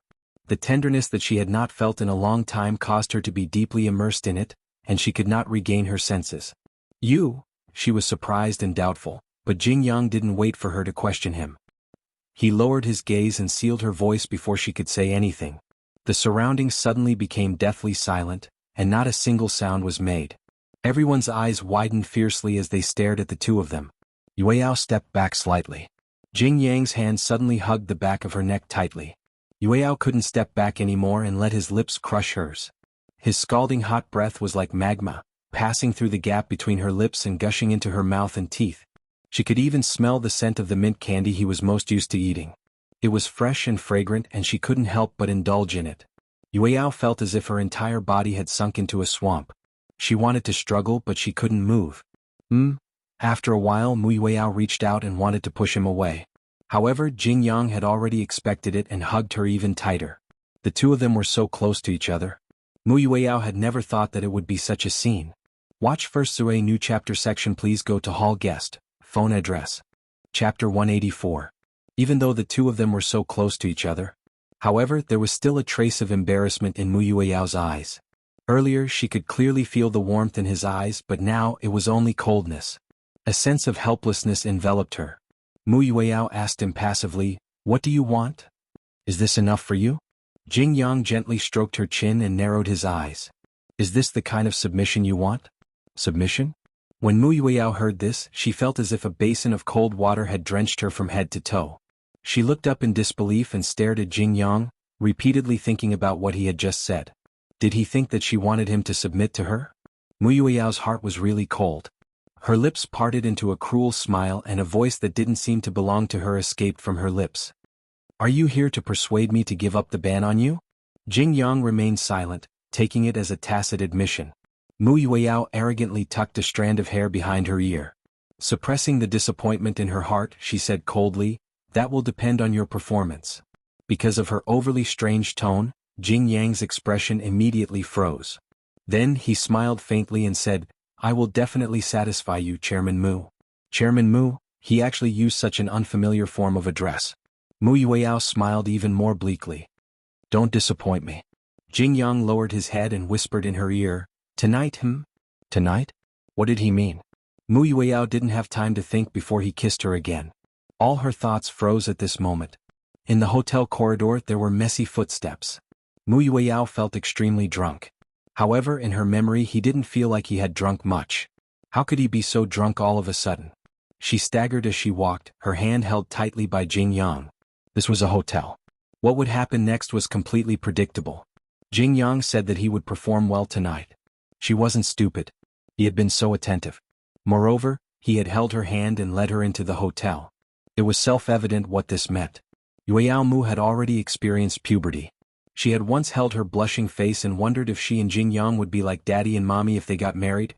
She was young and insensible. In the middle of the night, she saw her daddy carrying her mommy into the room. Out of curiosity, she sneaked to Mu Yaja and Yun Shishir's door and listened to the movements in the room through the door. Mu Yaja had put in a lot of effort in soundproofing the room. Through the door nothing could be heard. However, Yueyao already had a vague idea of what was going on. What exactly happened between a man and a woman? Perhaps it was because her imagination was limited. No matter how good her imagination was, the other party only had Jing Yang's face. At that time, she might have already realized that she didn't simply see Jing Yang as an older brother. She regarded him as the object of her affection and was filled with youthful joy. In the room. The door was pushed open. Jing Yang held her arm and pulled her into the room. At that moment, Mu Yueyao suddenly felt as if her soul had been sucked out of her. She entered the dark room. Before she could sort out her messy thoughts, the door was already closed. The room was so dark that she couldn't even see her fingers. She suddenly panicked. Chapter 185. She started to panic all of a sudden. Jianghu pinched her chin and lowered his head, taking away all of her breaths. In the dark night, she felt as if her body was drowning in the sea as the seawater gushed into her body. Suffocation. The pain was accompanied by the waves and slowly engulfed her body. The next day the sun shone on the edge of the bed. When Mu Yueyao opened her eyes, she was the only one left on the huge bed. She sat up on the bed in a daze and looked around. The messy clothes on the floor, the crumpled bedsheets and her throbbing temples reminded her of the madness that had happened last night. Jing? She was about to call his name when she heard a sudden movement in the bathroom. Mu Yueyao nervously covered herself with the blanket. After a while, she saw Jianghu walking out of the bathroom with a bathrobe draped over him. Jianghu had a golden ratio figure and exquisite facial features. Even though he was only wearing a simple bathrobe, it did not detract from his heroic demeanor. He was able to become such a popular celebrity not only because of his superb acting and singing skills, but also because of his face. Mu Yueyao wrapped herself up like a dumpling and was extremely embarrassed. She wanted to break the silence, but she did not know what to say. "Are you satisfied?" Jianghu was the first to break the silence. Mu Yueyao did not know what he wanted to ask. Last night, Jianghu sat on the edge of the bed with a calm expression. The gentleness in his eyes was unprecedented. "Are you satisfied with my service?" Mu Yueyao's face turned pale at once. She felt that every word he said seemed to be humiliating her. Yes, she wanted to have him. But it wasn't in this sense. Mu Yueyao turned her face away and did not look at him. Jianghu took a deep look at her and raised his eyebrows slightly. "Looks like you're not satisfied." It's okay." Jianghu slowly inched closer to her and grabbed her chin. "I have all the time in the world now," he said softly. "Jianghu." Yueyao finally couldn't take it anymore. "Don't go overboard." However, Jianghu ignored her warning. His hands entwined with hers, trapping her in this world and kissing her lips. His kiss seemed to have a magical power. When she touched his lips just now, it was as if she had been poisoned and she could no longer move. Mu Yueyao struggled with her last bit of rationality. "Jianghu, don't do this, don't you like it?" Jianghu leaned over. "Mu residence." Mu Yueyao did not return home for the entire night. Mu Yaja's expression remained the same. The manager of the clubhouse called and reported Mu Yueyao's whereabouts. The manager said that Mu Yueyao had been with Jianghu and had not left the clubhouse. Mu Yaja was relieved. Yun Shishir was still worried when she heard that. These two fellows seem to have some conflict recently? Is it really not a big deal? Mu Yaja said disapprovingly, "Let the youngsters solve their own problems. Why are you getting involved?" Yun Shishir pouted. "I'm a youngster too, okay? Could it be that in your eyes, I'm already an old woman?" Mu Yaja grunted, "You're an old woman. What about you? Then aren't you a stinky old man? What's there to dislike about an old man if I'm an old woman?" As the two of them bickered, Yun Shishir forgot that Yueyao had not returned home for the entire night. "Quick, praise your wife for being beautiful." Chapter 186. Daddy. Xiao Yichen suddenly rubbed his chest and frowned deeply. "My chest feels a little stuffy." "What's wrong?" A hint of worry appeared on his face. "Why is your chest feeling stuffy again?" Xiao Yichen bit his head in confusion and pouted. "I don't know. It's just stuffy and sour. I feel so sad." Mu Yaja patted his little head. At that moment, there was a sudden commotion at the entrance. "Oh my God! So beautiful!" The end of the red carpet was once again crowded with enthusiastic reporters. Yun Shishir had an elegant and charming smile on her face as she held onto Gu Xingza's arm and gracefully entered the venue. When they appeared in front of the camera just now, there were countless stunned, jealous, contemptuous and questioning eyes that fell on them from all directions. Especially when they saw Yun Shishir's eye-catching luxurious gown and the dazzling ruby necklace on her collarbone. Yun Shishir was dressed in a luxurious red gown and was as beautiful as a fresh and tender red rose. Her delicate face was full of color and fragrance. When she stood next to Gu Xingza, they had to admit that they were a perfect match. Gu Xingza had always been the darling of the fashion industry. With his tall figure and charming face, no matter which female celebrity stood next to him, they seemed to be overshadowed and robbed of some of their elegance. However, Yun Shishir was different. When she stood next to him, not only was she not overshadowed by his elegance, she stood out even more. This caused the reporters to excitedly whisper to each other. I recognize her. Isn't she the newcomer who came in with Heavenly King Gu? Yes, yes. Her name is Yun Shirshir. I heard her name just now. I heard that she's a very talented newcomer with great acting skills. I heard that she's the female lead chosen by Director Lin. You know Director Lin's standards. TSK, he's very strict. To be able to gain Director Lin's approval, his background must be extraordinary. Amazement and praise rushed towards them like a surging wave. Yun Shirshir was a little scared, but she still had a charming smile on her face.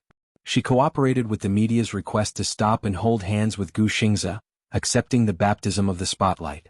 Mu Wanru immediately caught sight of the brilliant blood-red streak on Yun Shirshir's neck. She widened her eyes in surprise and clenched her fists in disbelief.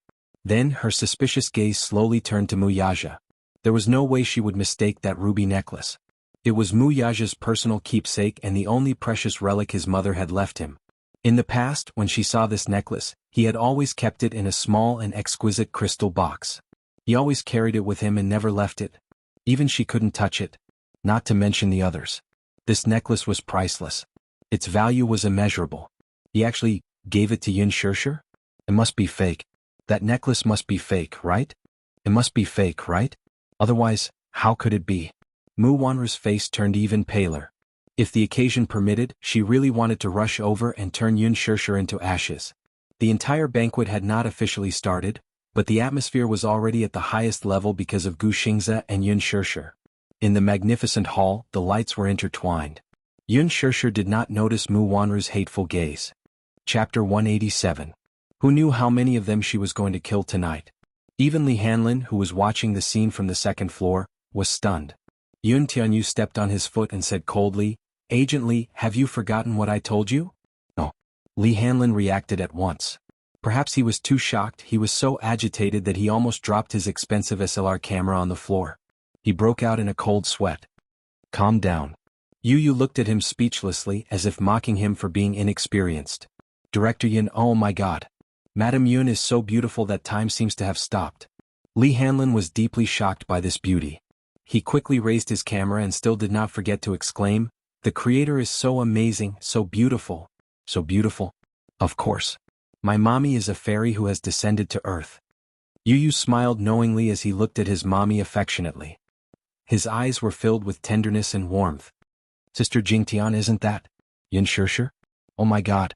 She's so beautiful in her gown. Tang Yu, who was at the VIP table, exclaimed when she saw Yun Shirshir. She nudged Lu Jingtian, who was toasting with others, in disbelief. The latter turned around unhappily and coldly said, "What's with the noise? Are you inexperienced? Seriously. Do you still remember her? She's the newbie that Director Lin has been grooming recently. The necklace on her neck is so beautiful. It's actually a pigeon's blood ruby." Lu Jingtian's heart skipped a beat. She followed Tang Yu's line of sight and was shocked too. That necklace looked so familiar. She seemed to have seen it somewhere before and had a deep impression of it. Suddenly, a white light flashed in her mind. This isn't? Lu Jingtian's eyes flashed with surprise and then a fire of jealousy ignited in her. That necklace was a one-of-a-kind item in the world. She had only seen it on Brother Mu's wrist before. She heard that this necklace meant a lot to him and was regarded as his life. She was very fond of this necklace at first, so she begged him to let her have it. However, she accidentally angered him. At this point, she no longer dared to covet this necklace too much. It was rumored that this Tear of Rose was the last work of Jean Toomerson, the top Italian jewelry designer of the last century. After that, many jewelry designers used it as a source of inspiration to design many exquisite diamond necklaces. However, pigeon blood rubies were rare in the world. This Rose's Tear could be said to be the queen of gems at the end of the last century. Why was it on her? The suspicion in Lu Jingtian's eyes deepened, but what was more hidden in them was undisguised jealousy and hatred. She was going to steal all the limelight at tonight's cocktail party. This Yun Shirshir had stolen her role and her limelight. Lu Jingtian's gaze fell on Gu Xingze in disbelief. She was Gu Xingze's female companion? Lu Jingtian had previously invited Gu Xingze to be her male companion tonight, but she was mercilessly rejected by the latter, saying that he already had a date. She had been disappointed and thought that she was an international superstar invited by Huanyu Entertainment. It was actually her? A newcomer who had yet to debut? What was this? Lu Jingtian's heart was in turmoil. Chapter 188. When Yun Shirshir walked past her, she secretly stuck out the tip of her foot from under her dress. Perhaps her gaze was too sharp, so it attracted Yun Shirshir's attention. She had learned from her mistakes. Earlier, when she saw Yang Mi making things difficult for Yun Na, she was very mindful of her feet. The gala was a solemn occasion. Gu Xingze did not hesitate to use his popularity to promote her. Knowing how to cherish opportunities, she maintained the highest standards, be it her bearing or elegant expression. Yun Shirshir saw the hostility in her eyes and warily glanced at her feet. She quickly sensed that something was amiss. However, she pretended not to see it and nonchalantly held Gu Xingze's arm as they brushed past each other. Under her feet, a pair of slender 7-centimeter heels ruthlessly crushed the back of Lu Jingtian's feet. Ah! Before Lu Jingtian could see Yun Shirshir's embarrassing moment, she cried out in pain from her toes. Her forehead was instantly covered in cold sweat. Yun Shirshir's heels were very exquisite, especially the pair of long and slender heels. Coincidentally, Lu Jingtian had worn a pair of fishmouth heels to match her gown today. Yun Shirshir purposely aimed her foot at her exposed big toe. If she stomped on it with all her might, it would only be a small crack on her fingernail, but she was afraid that she would break her bone. The pain of having her bones broken was heart-wrenching. With this stomp, Lu Jingtian fell to the ground. Today she had chosen a short gown, but for some reason she did not wear any underwear. Not only did she tumble, but she also exposed her underwear in front of everyone.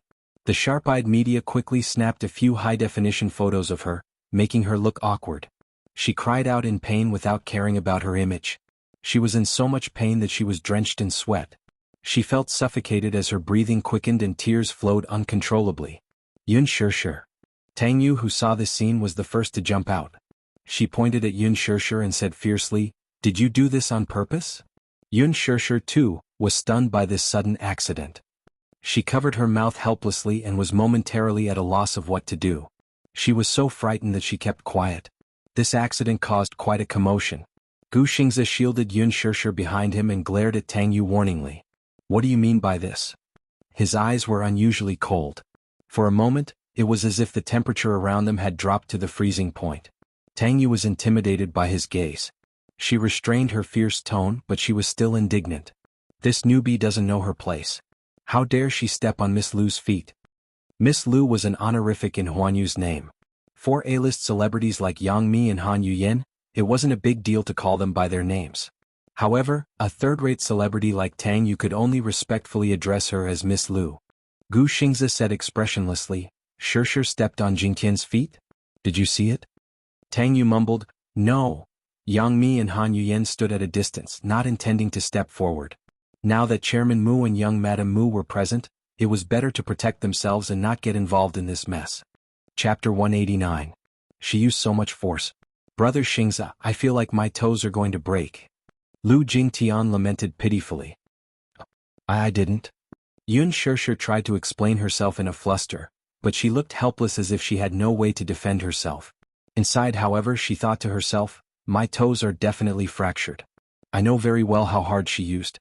Even though I've always been compromising, it's all for Yu's sake. I'm not a pushover. I won't reject anyone who wants to bully me." She could vaguely tell that Lu Jingtian was not someone to be trifled with, but who asked her to be the one to trip her up first. She was merely giving her a taste of her own medicine, so it was not overboard. She could offend anyone she wanted. She had offended so many people today and she was not one of them. Gu Xingze knitted his brows. He had a close relationship with Lu Jingtian, but she was used to acting coquettishly, so her words were often exaggerated. Gu Xingze naturally did not believe her easily, so he only said, "I'll get someone to send you to the infirmary right away." "Brother Xingze, why are you so biased toward her? That little B*TH clearly stepped on me on purpose." Mu Yaja looked in Yun Shirshir's direction with a deep frown. He was already very displeased from the moment she entered the venue. He originally thought that this woman was tactful enough, but he did not expect her to appear together with Gu Xingze.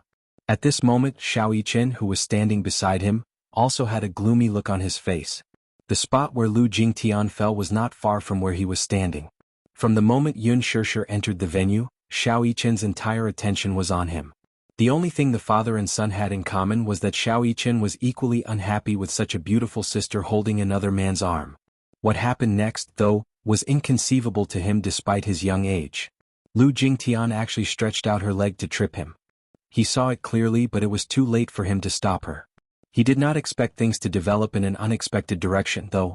Naturally, the people on the second floor could clearly see the chaos that had occurred. Yun Tianyu only heard Lu Jingtian's unreasonable crying and accusations. It was clear that she wanted to put Yun Shishir in a disadvantageous position. His face turned red with anger. How dare you bully my mommy? Agent Li, what is this woman's name? Agent Li said bitterly, I don't know. You? Didn't you do your homework before coming here? The female celebrities I like aren't from Huanyu. Li Hanlin said innocently with a pitiful look on his face. But President Yun, I will investigate this matter thoroughly after the party ends.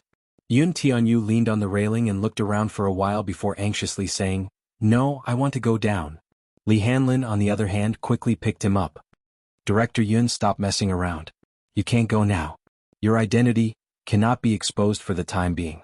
No, this pretty sister didn't step on you. Just as Yun Tianyu was worrying, a tender voice came from downstairs. With a dark face, he looked in the direction of the voice and saw Xiao Yichen unhappily saying, This pretty sister was walking fine, but you stretched out your leg to trip her. It's your fault. Yun Qinyou's face darkened when he heard this. Pretty sister? This little brat actually called his biological mommy pretty sister? Yun Tianyu, who had always been calm and collected, twitched his mouth violently and became flustered in the wind. Chapter 190. This little brat actually called his biological mommy pretty sister? Yun Tianyu, who had always been calm and collected, twitched his mouth violently and became flustered in the wind. Based on this logic, what should this little lad call him? In his mind, he could not help but picture little Yichen standing in front of him, bashful and childish as he called out to him, Uncle? Yun Tianyu felt as if he had been struck by a landmine. Why was his brother so stupid? He really despised him. Compared to Xiao Yichen, he despised Mu Yaja even more. They had the same genes, so why was his brother's IQ worrying? In a way, Yun Tianyu could be said to be the high IQ pillar of the family of four, holding up the average IQ. His thoughts paused for a moment and he harshly reprimanded himself for letting his imagination run wild. What family of four? He did not acknowledge his father and brother. His family only had his mommy and him. The rest did not count. Lu Jingtian was caught off guard by Xiao Yichen's words. Her face darkened and she was embarrassed. She even forgot to cry and could only laugh awkwardly. Deep down, she hated this child who had appeared out of nowhere to the core. If it were any other child, she would have long flared up. Alas, the one standing before her was Mu Yichen, the young master of the Mu group. Standing behind him was her beloved Mu Yaja. No matter what, she had to be gentler to this child. The Mu family's love for this child was self-evident. What if she had to get along with him after marrying into the Mu family? She had to make this child like her, lest he become an obstacle to her marrying into the Mu family. She could only bear with the pain and smilingly said, Baby Xiao Yichen, you must have seen wrongly.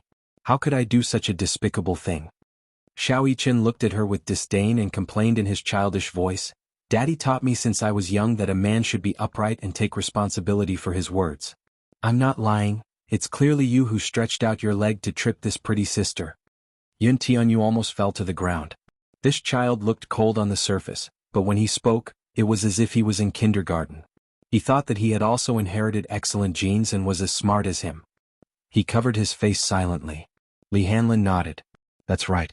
That's more like a 6-year-old kid. President Yun, your IQ and EQ are already heaven-defying.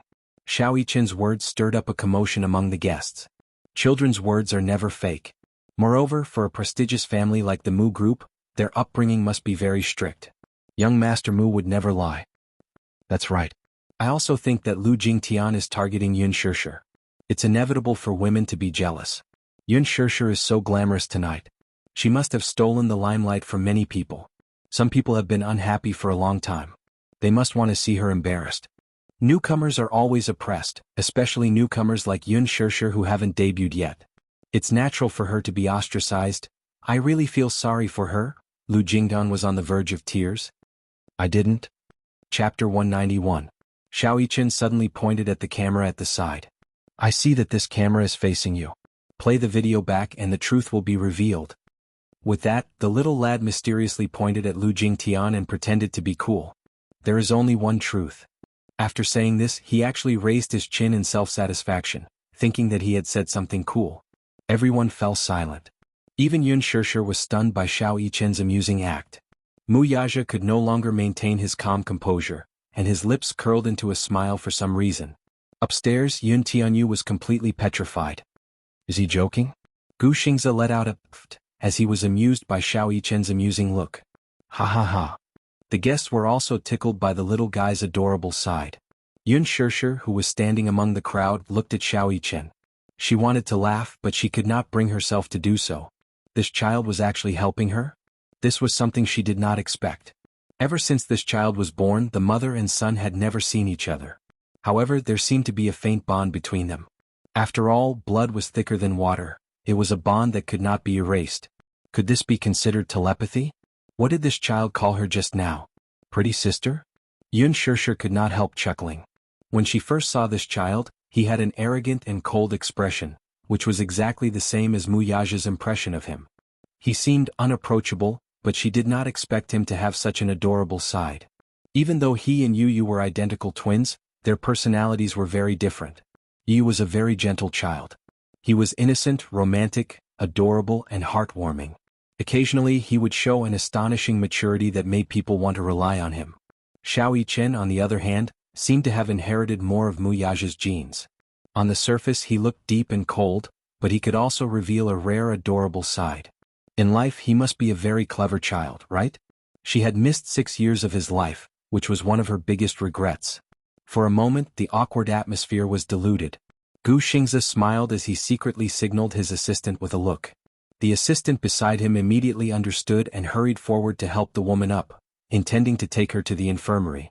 Lu Jingtian was throwing a tantrum, but Gu Xingze's assistant had his ways of calming her down with just a few words. Miss Lu, do you really want to make a big fuss? The camera was on just now. If you rewind it, you can clearly see what you did just now. Coincidentally, I also saw that scene just now. Xingze is just giving you a way out so that you can lie low for a while. After a pause, she asked, there are so many people here. Do you have to embarrass yourself? She was at a loss for words. I just can't stand her. Why should everyone revolve around her? Miss Yun Shishir is Xingze's female companion at tonight's gala. He values her very much. Yet you're making trouble for her. What are you doing to him? I have no intention of targeting Brother Xingze. He's just giving Director Lu face. Don't do this again next time. Sorry. She finally calmed down and allowed the assistant to help her to the infirmary. This storm had finally come to an end. Chapter 192. In the infirmary, Gu Xingze's assistant, Jianghu, helped Lu Jingtian into the room. The bed closest to the door was covered in blood. On the bed lay an unconscious woman. Jianghu was shocked by this terrifying scene. What's wrong with this person? She did not recognize the poor woman in front of her because the person on the bed was already beyond recognition. She did not recognize her, but Lu Jingtian knew who she was. Was it not her fault that Yun Na ended up in this state? Her face was covered in blood. Even though they had taken measures to stop the bleeding, blood still seeped out of the wound. It was a horrible sight.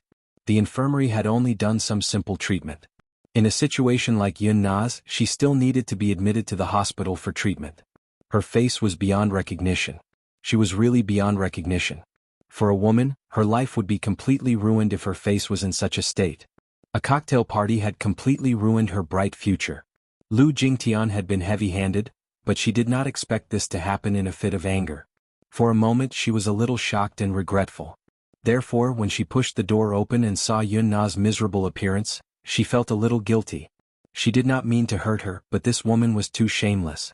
In her anger she lost her mind. By the time she came back to her senses, her face was already disfigured. Although the eyebrow shaver was small, it was sharp enough. The wound on her face was not deep, but there was a lot of blood. More than a dozen scratches were densely packed and crisscrossed, making it look shocking. However, she had already called her father. Soon he would send someone over to deal with this matter. When the matter was exposed, at most, they would have to compensate a few 100,000 yuan, appease the family's emotions and suppress the limelight. This matter would be over just like that. If Yun Na wanted to make a big deal out of this matter, she could bribe a substitute to take the blame for her, and this matter would end there. It was easy to deal with a person without power or influence.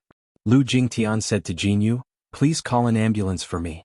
This place is too disgusting. I can't stay here any longer. All right. Jianghu did not know that there was something fishy about this matter, so she called an ambulance for her. She walked out of the door and dialed the emergency number. Lu Jingtian's foot must have been fractured. Jianghu knew this in her heart. With such high heels, it would be strange if he wasn't crippled. Once there was no one else in the room, she boldly walked to the bed and lifted the person on it with the tip of her foot. When there was no response, she frowned, a little worried that the person might die. She remembered kicking this woman's vitals several times when she was teaching her a lesson. Could she be dead? She stretched out her hand and checked her breathing. Only when she sensed her rapid breathing did she heave a sigh of relief. Bitch, don't blame me for being ruthless. You deserve it. Just as she finished speaking, she wanted to withdraw her hand, but her wrist was suddenly held tightly by that blood-stained hand. Lu Jingtian's eyes widened in shock. The person on the bed suddenly opened his eyes. His face was ferocious and his eyes were wide open. His eyes were red as if they were filled with blood. He was like a malicious spirit from purgatory. It was extremely terrifying. I will kill you. I'll kill you. Yun Na seemed to have woken up from a nightmare. She gripped Lu Jingtian's wrist tightly and cursed through gritted teeth. I won't let you off even if I become a ghost. Chapter 193. Let go. ***. Lu Jingtian was so frightened that she raised her hand to slap Yun Na. Only then did she manage to break free from the latter's grasp and limp out of the door in a panic. She bumped into Jianghu, who had just contacted the emergency center. Seeing her flustered look, Jianghu asked curiously, "What's wrong? Hurry up and send me to the hospital." Even though Jianghu found her odd, she did not want to probe further. Some things were not good to know too much. The vintage palace-style banquet hall, with its exquisite murals and richly ornamented ceiling, gave one the illusion of being in a luxurious palace. After the opening speech by several heavyweight guests from Huanyu Entertainment, it was time for the ball. In the hall, elegant music filled the air.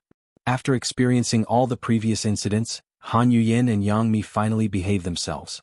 They were considered veteran artists and naturally knew how to act according to the occasion. Hence, they did not make things difficult for Yun Shishir again. Lin Fengtian arrived late. The moment he entered the venue, he was surrounded by female stars, who took turns to flatter and toast him, all for the sake of befriending him. After putting in a lot of effort, Zhang Xian's good mood was ruined. Yun Shishir walked over leisurely with Gu Xingze on her arm. Lin Fengtian's eyes lit up when he saw them and he exclaimed, "Shishir. Oh gosh, you're so beautiful tonight." The two producers behind him and the assistant director in charge of casting were also stunned by her beauty, and they were not stingy with their compliments. "Thank you for your praise, Director Lin. Producer Li, Director Mong, nice to meet you." Yun Shishir greeted them with a polite smile. "Miss Yun, you remember our names?" Producer Li was a little surprised, and a look of admiration appeared on his face. You and Director Mong were also present during the audition. It's polite to remember the names of the judges. Director Mong laughed. "Director Lin, you have a good eye for talent. This newbie is very humble and polite. With her beauty and talent, she'll definitely have a bright future." "That's right. When have the people I've chosen ever disappointed you?" Lin Fengtian asked back proudly. Gu Xingze smiled and said, "Shishir is a very polite girl. I like that very much." "I like it too." She did not know why, but her face was inexplicably flushed red. Yes, this was a very good point. Unlike some newbies who think they have good resources and don't take others seriously. Director Mong suddenly changed the topic. "But Miss Yun, let me tell you, if you want to be in Director Lin's film, you have to be mentally prepared." Director Lin was famous for being harsh and picky when it came to filming. Before Han Yuyin became famous, she had appeared in one of his shows and was scolded to tears. TSK. He's known as the devil director, in the circle. Who knows how many beautiful girls he's ruined. Gu Xingze shook his head helplessly. "Yeah, I've also been scolded by Director Lin." "Ha!" Yun Shishir was shocked. "Xingze, your acting has always been good." Gu Xingze pursed his lips and smiled without saying a word. Director Mong laughed and said, "Xingze had just debuted not long ago. When he appeared in Director Lin's show, he was also scolded badly because of one look." Lin Fengtian snorted coldly. "Xingze is so popular now. Doesn't he have to thank me for recognizing his talent?" Chapter 194. Director Lin is very strict when it comes to filming. It's out of respect for his career. "When it comes to acting, you have to be strict in order to make a good movie," Yun Shishir said. Everyone looked at each other and exchanged knowing glances. This newcomer was really good and they all approved of her. After the greetings, Gu Xingze pulled Yun Shishir aside and gently whispered in her ear, "Shishir, let's go dance." "But I don't know how to dance. If I don't dance well, it'll be embarrassing." Yun Shirshir was a little scared. Gu Xingze winked at her mysteriously. What? Don't you believe in Teacher Gu's teachings? Without any explanation, he held her hand and walked to the center of the dance floor. He taught her the basic gestures and rhythm of the dance. Then he held her waist and gently held her hand. Yun Shirshir also followed his instructions and placed her hand on his shoulder. Their arrival attracted the attention of countless people. The man's handsomeness and the woman's beauty seemed to condense into the most moving picture in the world. At this moment, it made the surrounding area lose its color. Yun Shirshir felt the gazes on them and couldn't help but become more timid. Xingze, don't be afraid. Follow the rhythm. In the VIP seats, Mu Yaja held a wine glass in one hand and his cold gaze fell on the couple in the middle of the dance floor. His eyes slowly condensed into a vicious fog and the joints of his fingers holding the wine glass gradually stiffened. Xiao Yiqin sat at the side and stared fixedly at Gu Xingze and Yun Shirshir. He didn't know why, but he inexplicably felt that this man was very annoying. He hugged his arms angrily and his handsome little face was full of indignation. Let's go dance too? Mu Wanru walked over and gently placed her hand on his shoulder. Okay. Mu Yaja pondered for a moment and held her hand. The moment they stepped onto the dance floor, all the guests in the hall focused their attention on them. Compared to Yun Shirshir's clumsiness, who only knew some simple dance steps, Mu Yaja and Mu Wanru's dance was more magnificent. As an upper-class noble, they had been taught from a young age that bearing and dancing were important and inseparable. The elegant dance steps were in tune with the brisk melody, and the exquisite suit set off the man's tall and slender figure. Mu Yaja's graceful dance was captivating. Oh my God, Chairman Mu is so handsome. As expected of the richest family in the capital, even their dancing is so outstanding. His face is like a god's, how can it be so perfect? Oh, I'm so jealous of the woman beside him. I also want to dance with him. Who are you? Stop daydreaming, it won't be your turn. Yun Shirshir couldn't help but be distracted. She glanced at Mu Yaja from the corner of her eye, and her expression couldn't help but wander and drift. She was looking at him, but he wasn't looking at her. His handsome side profile looked so arrogant and unapproachable. She accidentally stepped on the tip of Gu Xingze's shoe. Oh! She exclaimed and looked up apologetically. Her face instantly turned red. I'm sorry. It hurts, Shirshir. Gu Xingze raised his eyebrows helplessly. Where are you looking? Dancing requires full concentration. Otherwise you'll mess up the dance steps. She nodded absent-mindedly, but she didn't seem to have any intention of continuing the dance. Her heartbeat was suddenly disrupted. Chapter 195. It was as if her entire focus had been taken away by that man. In a moment of absent-mindedness, she accidentally repeated the same mistake. History was repeating itself. Yun Shirshir lowered her head and looked at Gu Xingze's handmade leather shoes that she had trampled on twice. The guilt in her eyes seemed to overflow. Shirshir, you're distracted. Gu Xingze frowned and slowed down the rhythm. I didn't, she weakly defended herself. She was also very upset. Why was she suddenly distracted? The scene of Mu Yaja and Mu Wanru dancing together just now was like a thorn that pierced her heart. It was painful and itchy. Yun Shirshir looked up and was still fretting over how to explain herself. Suddenly, from the corner of her eye, she saw Mu Yaja holding Mu Wanru's hand and approaching her. Before she could be surprised, she saw Mu Yaja's hand gently push Mu Wanru's waist. He naturally reached out to take Yun Shirshir's left hand and pulled her into his embrace. Before Mu Wanru could react, she was instantly pushed to Gu Xingze's side. When she finally came back to her senses, she saw that Mu Yaja had already walked to the center of the dance floor with Yun Shirshir. In a fit of anger, she couldn't flare up on the spot. After all, there were many important guests present. She had no choice but to reluctantly maintain her smile. She turned to look at Gu Xingze and extended her hand. However, Gu Xingze didn't look at her. Instead, he stared coldly in the direction of Mu Yaja and Yun Shirshir. His expression was slowly freezing. Xingze, Mu Wanru couldn't help but feel a little awkward. In any case, let this dance continue. Otherwise, how embarrassing would it be to be abandoned by one's dance partner on the dance floor? Especially when she was at the peak of everyone's attention just now. Now that she was abandoned, if she were to leave with her tail between her legs, she would definitely be laughed at by everyone. She was a little anxious and urged, Xingze? Gu Xingze turned around with a cold face.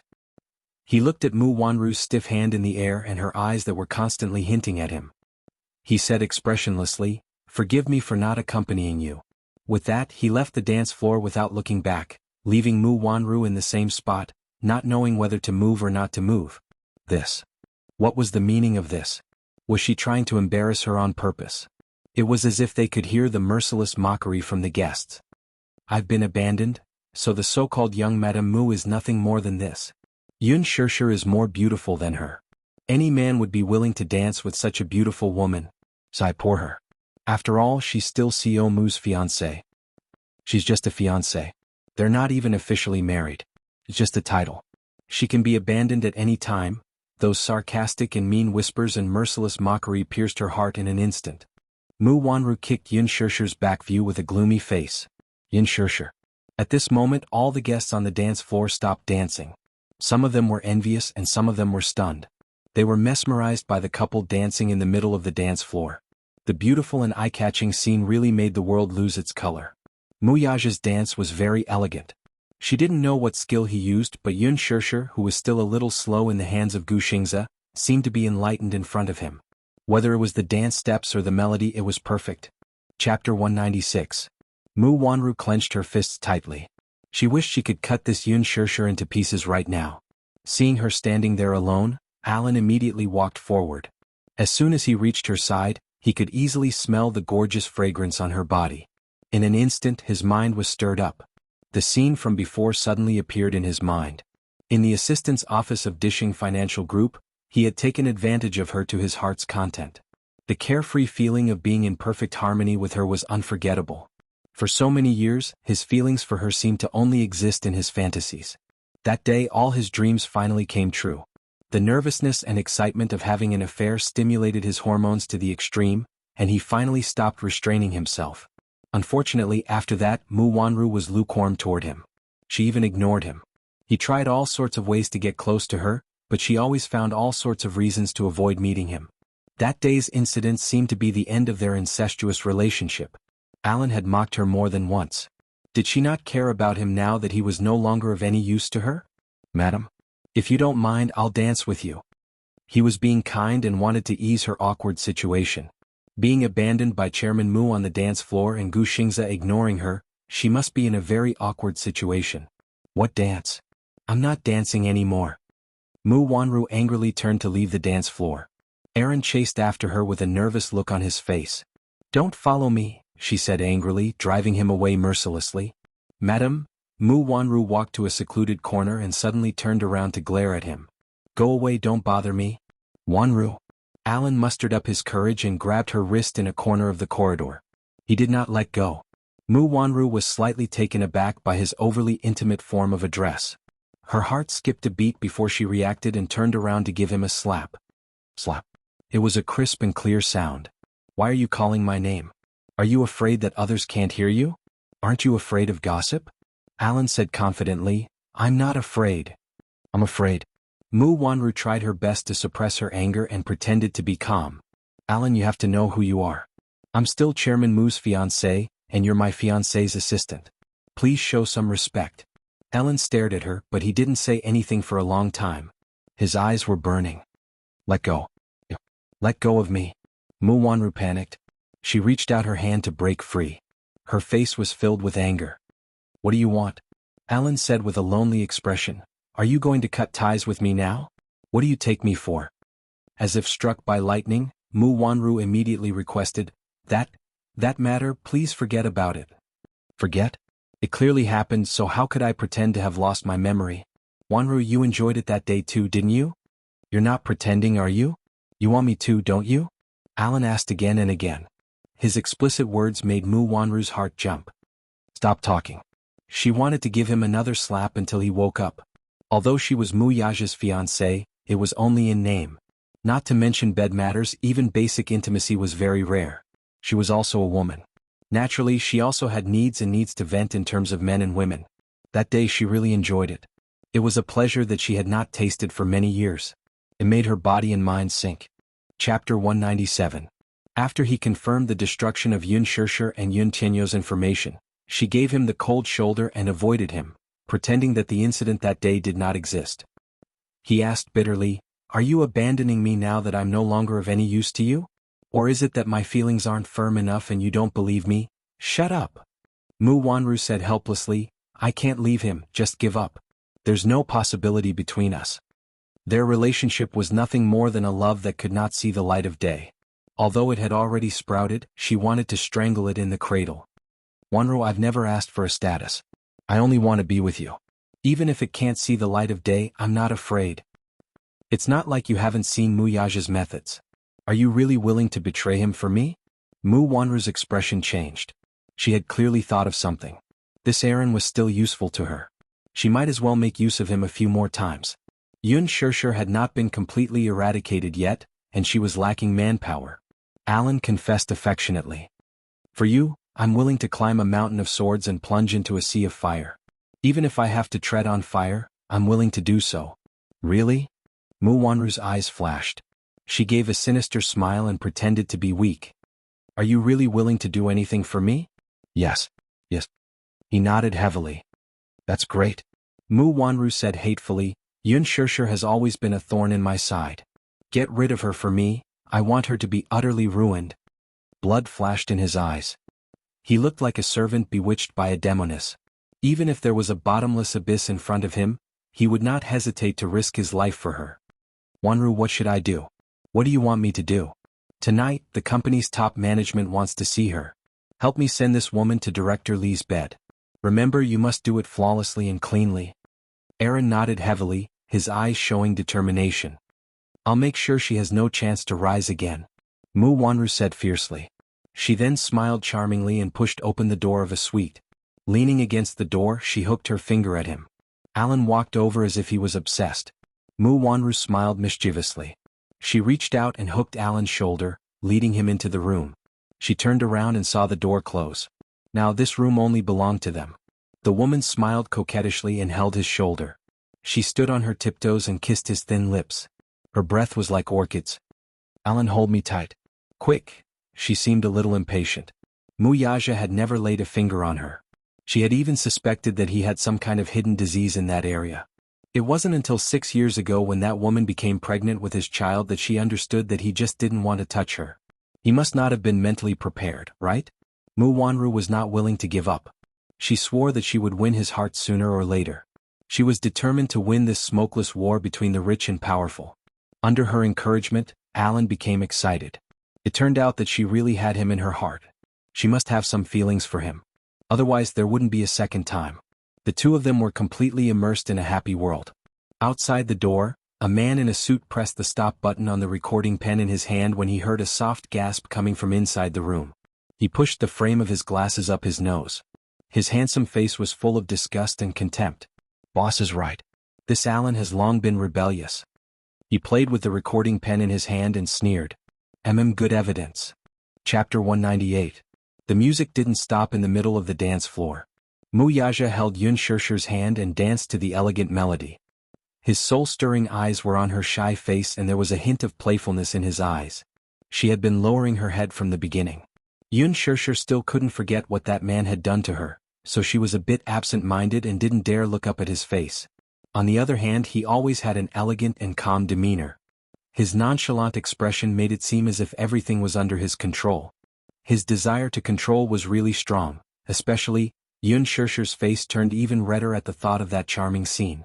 She gritted her teeth and wanted to shake his hand off and run away from him. He would always appear in her world without any explanation, provoking her and disturbing her mind. Then, with a leisurely attitude, he would wantonly enjoy her helplessness and panic. How could this man be so evil? She couldn't help being absent-minded and making mistakes in her dance steps. Mu Yaja lowered his head to look at her and lightly commented, Miss Yun, your dancing is too stiff. Yun Shirshir bit her lips and said, I don't know how to dance. I only know some simple dance steps. You can laugh at me all you want.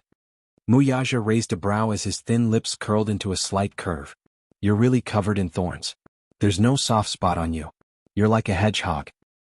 I'm a hedgehog, Yun Shirshir said. I'm fully armed to protect myself. Protecting herself would also hurt the person who really wanted to love her. The man looked at her. She seemed to have restrained her sharpness, but her eyes were staring at him warily, as if she was alert that he was doing something bad to her so she could fight back immediately. She was really like a little mommy covered in injuries, always staring at anyone who wanted to get close to her. Her eyes were filled with uneasiness, bewilderment, and wariness. A woman who was both stubborn and fragile at the same time. What a contradiction. Relax and follow the rhythm. Dancing is easy. On the second floor, Yun Tianyu was so angry that he stomped Li Hanlin's foot when he saw this scene. The latter picked him up with a bitter face and said aggrievedly, "Director Yun, you can't just stomp on me to vent your anger. This man is obviously wooing my mommy. I won't allow it, I won't allow it." He wanted to stop this man. His mommy was his and his alone. How could he allow anyone to barge into their world and call himself king? Usually Yun Tianyu was unruffled as if everything was under his control. However, when it came to his mommy he always lost control. In front of outsiders he could be indifferent and calm. However, in front of Yun Shirshir, he was just a little lad who had yet to grow up and was only willing to be his mommy's warm little jacket. "Director Yun, please calm down." In the VIP seats, Xiao Yichen downed an entire glass of fruit juice. He was clearly feeling down. Looking at Yun Shirshir, who was in the middle of the dance floor, he wished that he could grow up quickly and become a tall man like his daddy so that he could dance with this beautiful sister. Chapter 199. His thoughts seemed to be drawn as those fragmented dreams flashed in his mind. In his dreams he seemed to see a little boy who was about the same age as him. His facial features were exactly the same as his, with soft hair and handsome eyebrows. However, that delicate and pretty face seemed a little indifferent. In his dreams he was always standing far away from him with a cold face. With his back facing him, he walked forward silently. The images were so real that they seemed to be within reach. He always chased after him recklessly, but no matter how he walked or ran, he could not catch up. As he walked further and further away, he woke up from his dreams in fear. When he woke up, his whole body was covered in cold sweat. The realistic dream made him feel as if he had overdrawn his energy. There were a few times when he dreamt that the little boy was lying on a bed. His soul seemed to have been substituted into this body and he could not move. A woman sat by the bed. The outline of her face was indistinct and he could not see it clearly. He could only vaguely make out her gentle eyes. She kept caressing his face, and her eyes were as gentle as water. That dream was long and torturous. When he woke up, he felt that his limbs were extremely heavy and his head was dizzy. The family doctor diagnosed him with a high fever for no apparent reason. Coming back to his senses, Xiao Yichen stared fixedly at Yun Tianyu's face. That face overlapped with that of the child in his dreams.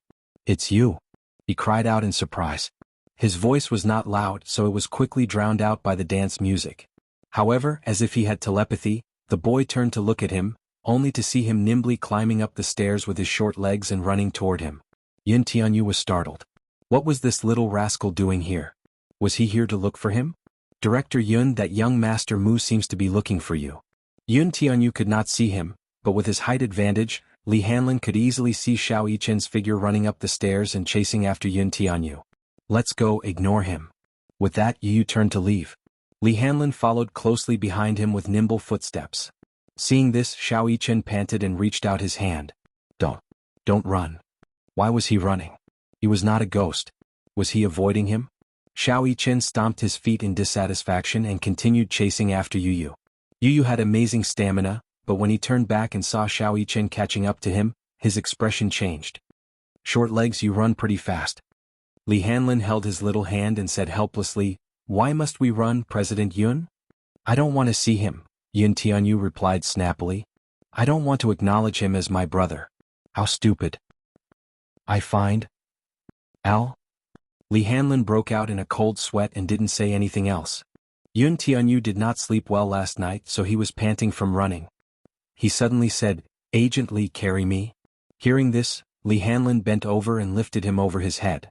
Yun Tianyu naturally sat on his shoulders, grabbed his ears and ordered seriously, "Run faster and shake him off." Li Hanlin had the height advantage after all. Every step he took with his long legs was equivalent to Xiao Yichen taking 3 steps. In less than 10 seconds he had shaken him off. Xiao Yichen stood on the spot with a gloomy face. Panting, he put his hands on his waist and stomped his feet angrily. "Ugh! I lost him." "Who was that little boy?" Chapter 200. "Boss, I've done as you instructed." In the VIP seats, a man in a suit stood respectfully beside Muyaja and handed him an exquisite recording pen.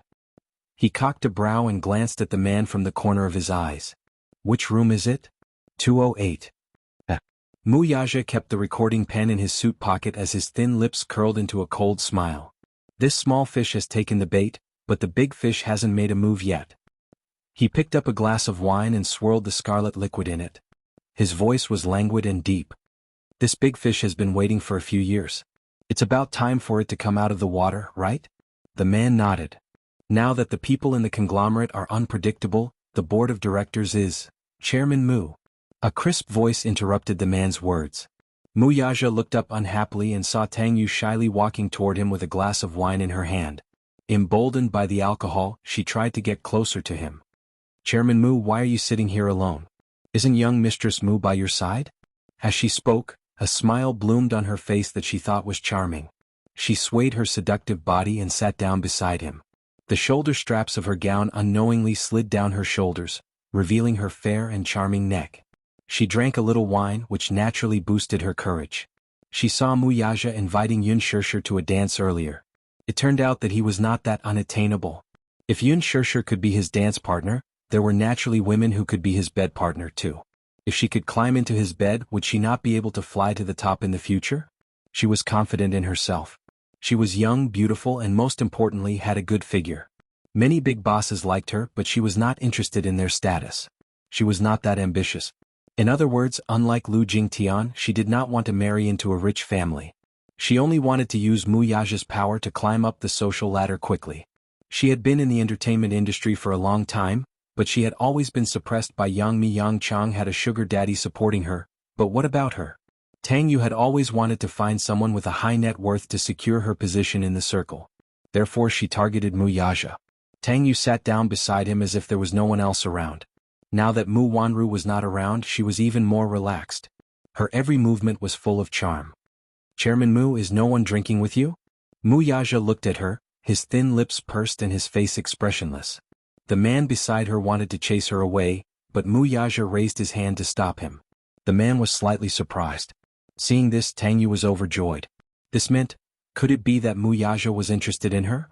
Thinking of this possibility, Tang Yu couldn't wait to hug him passionately. Chairman Mu, why aren't you saying anything? How about I have a drink with you? Her coquettish words gave people goosebumps all over. Alas, Mu Yaja was very calm. He flirted with her hair and played with it with his fingers. Is there anyone booking you tonight? No. Chairman Mu, do you mean? Her heart thumped wildly and she was extremely nervous. Looking at him up close, she was surprised to find him so handsome. She was over the moon at the thought of this man being interested in her. Mu Yaja smiled. Accompany me tonight then. Chapter 201.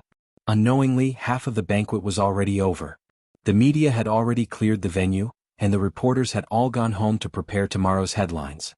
At this moment, the entire venue seemed to have shed its dignified disguise, as if a mask had been removed, revealing the drunken state of the party. It was as if the real cocktail party had just begun, and the real theme had officially begun. There was no lack of powerful and influential people attending this cocktail party. With the help of the alcohol, they all began to search for prey on the scene. At this moment, many female artistes who could not hold their liquor were already tipsy. There was no room for discussion. As long as they picked someone, they would immediately take them away. Many newcomers were ignorant of the ways of the world. After drinking a few glasses of specially prepared wine, they were completely drunk. Yang Mi was also drunk. She leaned against Li Jiuxian, and their faces were very close to each other. Without the presence of the media, she was much bolder. She intimately hugged Li Jiuxian's shoulder and whispered into his ear. Han Yuyin glanced at them and secretly used her phone to capture a few images. Yang Mi and Li Jiuxian were rumored to have fallen in love with each other. However, both of them denied their relationship, saying that it was just a media hype. However, in reality, relationships between men and women in this industry were not that simple. There were many who were too immersed in their roles and turned the fake into reality. However, if Yang Mi admitted her relationship, it would be a huge blow to her popularity. She was not stupid. She was just using Li Jiuxian's great momentum to hype herself up. In a quiet VIP area, Yun Shishir leaned on the sofa. Her entire vision was a little blurry. She did not drink much tonight, but her alcohol tolerance was shockingly low. After taking a sip, her entire face flushed red. After drinking a glass, her vision was spinning. When she came down from the dance floor, Lin Fengtian led a few investors over to her and asked her to propose a toast. Yun Shishir did not dare to refuse. She naturally trusted Lin Fengtian's character. Hence, she did not drink a glass of wine. It was just a glass, but she was already swaying left and right. When Lin Fengtian saw this, he was so shocked that his face turned pale. He thought that Yun Shirshir would be able to drink a little. He did not expect her to be so drunk after just one glass. He quickly helped her to the side and called for Qin Zhou. Qin Zhou was originally drinking for Gu Xingze. Just when he was in full swing, Lin Fengtian ran over and told him that Yun Shirshir was drunk. He rolled his eyes. No way. Is her alcohol tolerance that bad? He looked defeated. His life as a manager was really tough. Not only was Gu Xingze not a good drinker, but he also had to help Yun Shirshir clean up the mess. He sighed, but there was nothing he could do. Qin Zhou was very fond of Yun Shirshir, so he rushed over. Sure enough, she was in a daze. Let's send her back first. Lin Fengtian, who was standing at the side, lost his temper and was speechless. All right, Director Lin, I'll have to trouble you to help me deal with this. Lin Fengtian waved his hand disdainfully at him. Qin Zhou walked out of the hotel with Yun Shirshir in his arms.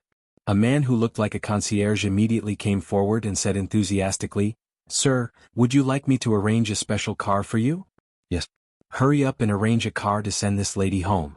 Qin Zhou nodded and did not think much of it.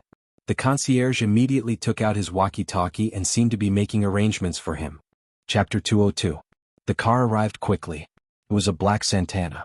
Qin Zhou was about to help Yun Shirshir into the car, but he was stopped by the concierge. "What's wrong?" Qin Zhou frowned, feeling that something was amiss. The concierge smiled and said politely, "Sir, let me send this lady to the car. May I ask where she lives?" Qin Zhou glanced at him and smiled playfully. "The service is so good?" "Of course." Qin Zhou looked down at the unconscious Yun Shirshir in his arms and felt a little worried. If possible, it would be best to send her back personally. He was still a little worried about her. However, the service of the Imperial Palace Hotel was first class. He naturally trusted it and didn't suspect anything. He had seen her resume and knew where she lived, so he gave him the address. "Then you can send her home personally. Golden Star City International Apartment. When you reach the door, please help this lady upstairs." The concierge bowed elegantly. "It's my honor. I will send this lady home safely." Qin Zhou handed her over to him. The concierge helped Yun Shirshir into the back seat, closed the door, and sat in the front passenger seat. However, at an angle that Qin Zhou couldn't see clearly, he handed a business card to the driver. "Go here." On the business card, it was West Taihu Villa District, the residence of Huanyu's high-ranking director Li. The latter understood tacitly and naturally understood that the woman sitting in the back row had been chosen by some big shot. The Santana left. Qin Zhou looked at the black car in the distance and felt a little uneasy. He regretted that he should have sent her back personally. However, there were still a few brands waiting for him to negotiate at the banquet. One of the endorsements was the highlight of the night. He must be thinking too much. From the driver to Li Bin, they were all people from the Imperial Palace Hotel. What trouble could there be? Qin Zhou took a deep breath and turned back to the hotel. The black car drove quickly on the road, and the street outside the window flashed by at high speed. It was extremely thrilling. The concierge sitting in the front passenger seat suddenly took out his phone and dialed a number. On the other end, a man's voice came, "How's it going?" "Mr. Allen, Miss Yun Shirshir is already in the car. Please don't worry, we will do as you say." Allen warned, "Don't give anything away. Clean it up." "Yes." The concierge hung up the phone and looked at the person in the back seat. He saw Yun Shirshir leaning against the car window with her eyebrows knitted. She was obviously uncomfortable. On the other end, Aaron hung up the call and turned his head. He saw Mu Wanru standing in front of the dressing mirror, meticulously applying her makeup. She didn't even turn her head as she asked, "Has everything been arranged properly?" "Yes, Wanru, don't worry. I've already made the arrangements. There won't be any problems. When the time comes, contact with the press to tell them that there's a big story tonight. By tomorrow, the scandal about her will be all over the place." Mu Wanru smiled with a vicious glint in her eyes. The new generation of Phoenix Girl actually slept with a sugar daddy and climbed to the top through unspoken rules. "Aaron, what do you think of this headline?" "This is truly flawless." Alan walked over and planted a kiss on her forehead. Mu Wanru responded enthusiastically, smiling coquettishly. "Aaron, your performance today was amazing." Chapter 203. AI Luan, you did great today. In what way? AI Luan was in a good mood and teased her. In bed and, Mu Wanru poked his chest with her slender finger, her expression ambiguous. AI Luan was attracted by her seductive look and couldn't help but lean on her again. "Wanna?" Can I have more? No. You're too greedy. You're too greedy. You've already taken me twice. Stop messing around. Ah. Okay, I'll stop. Ai Luan let go of her obediently. Mu Wanru stood up. Under her meticulous makeup, she still looked elegant and noble. Yun Shirshir, let's see where you can escape tonight. On the way, the Santana sped all the way to the West Taihu Lake Villa. However, at some point in time, the car's headlights kept flashing, piercing their eyes. The loud roar of the sports car lingered in their ears like an angry lion, roaring and glaring at them. What's wrong with this car? It's been chasing us since just now. The driver adjusted the angle of the rearview mirror, and the long shots behind him kept flashing, almost blinding him. It was a limited edition Bugatti Veyron worth tens of millions. Its price was self-evident. Don't worry about him. Just drive your car. The concierge didn't care about anything else and ordered the driver to drive. Behind them, the sports car's horn was blaring. Seeing that the Santana didn't show any signs of stopping, the Bugatti Veyron stepped on the accelerator, changed lanes and overtook the Santana easily. It drifted in front and stopped in the middle of the road, blocking the driver's way. The driver was shocked and quickly stepped on the brakes, stopping a few feet away from the sports car. He was so shocked that he froze in his seat, his forehead covered in cold sweat. The concierge was also shocked. However, before they could react, the car door in front of them opened. A tall man was closing in against the moonlight. The driver was full of questions. Who's this? Who knows? I don't know him either. Mu Yaja walked to the side of the Santana and looked down at the back seat. Yun Shirshir was leaning against the seat in a daze. Her eyes were closed and her brows were furrowed. She seemed to be enduring the discomfort. He raised his brows elegantly and his thin lips curled into a cold smile. The car window rolled down. The driver stuck his head out and scolded him. Idiot, why are you blocking the road?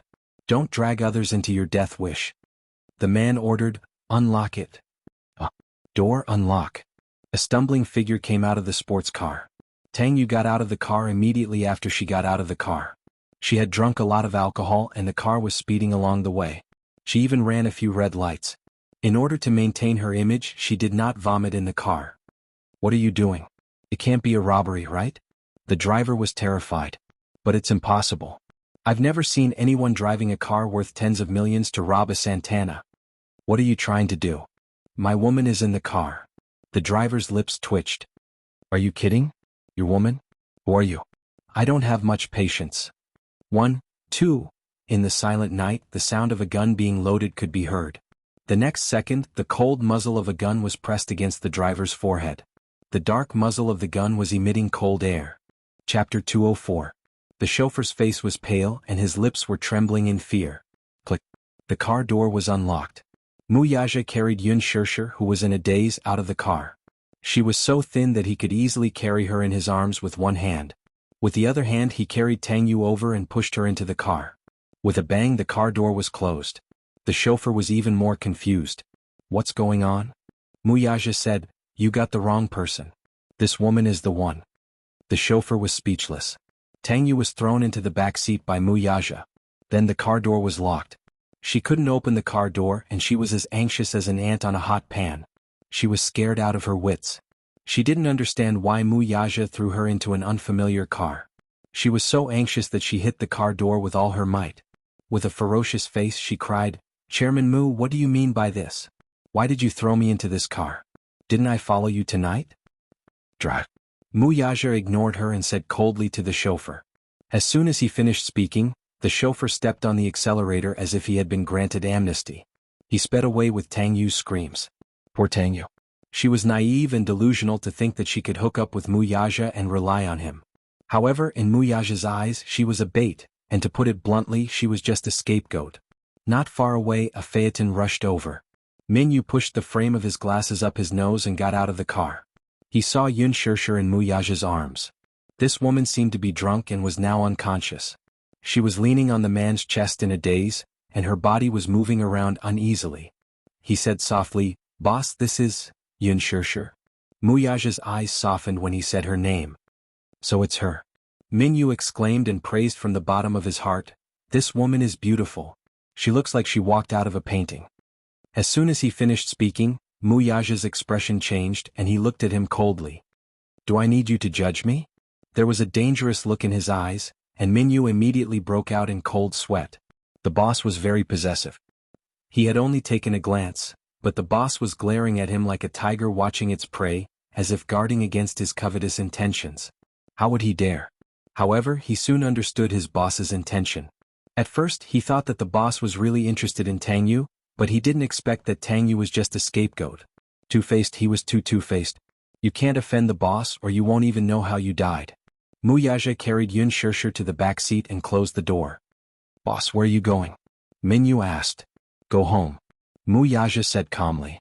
Minyu knew very well that the home he was referring to was not the Mu residence. You're in charge of following up. Boss, don't worry. Mu Yaja replied calmly, then lowered his head to look at the drunken woman in his arms.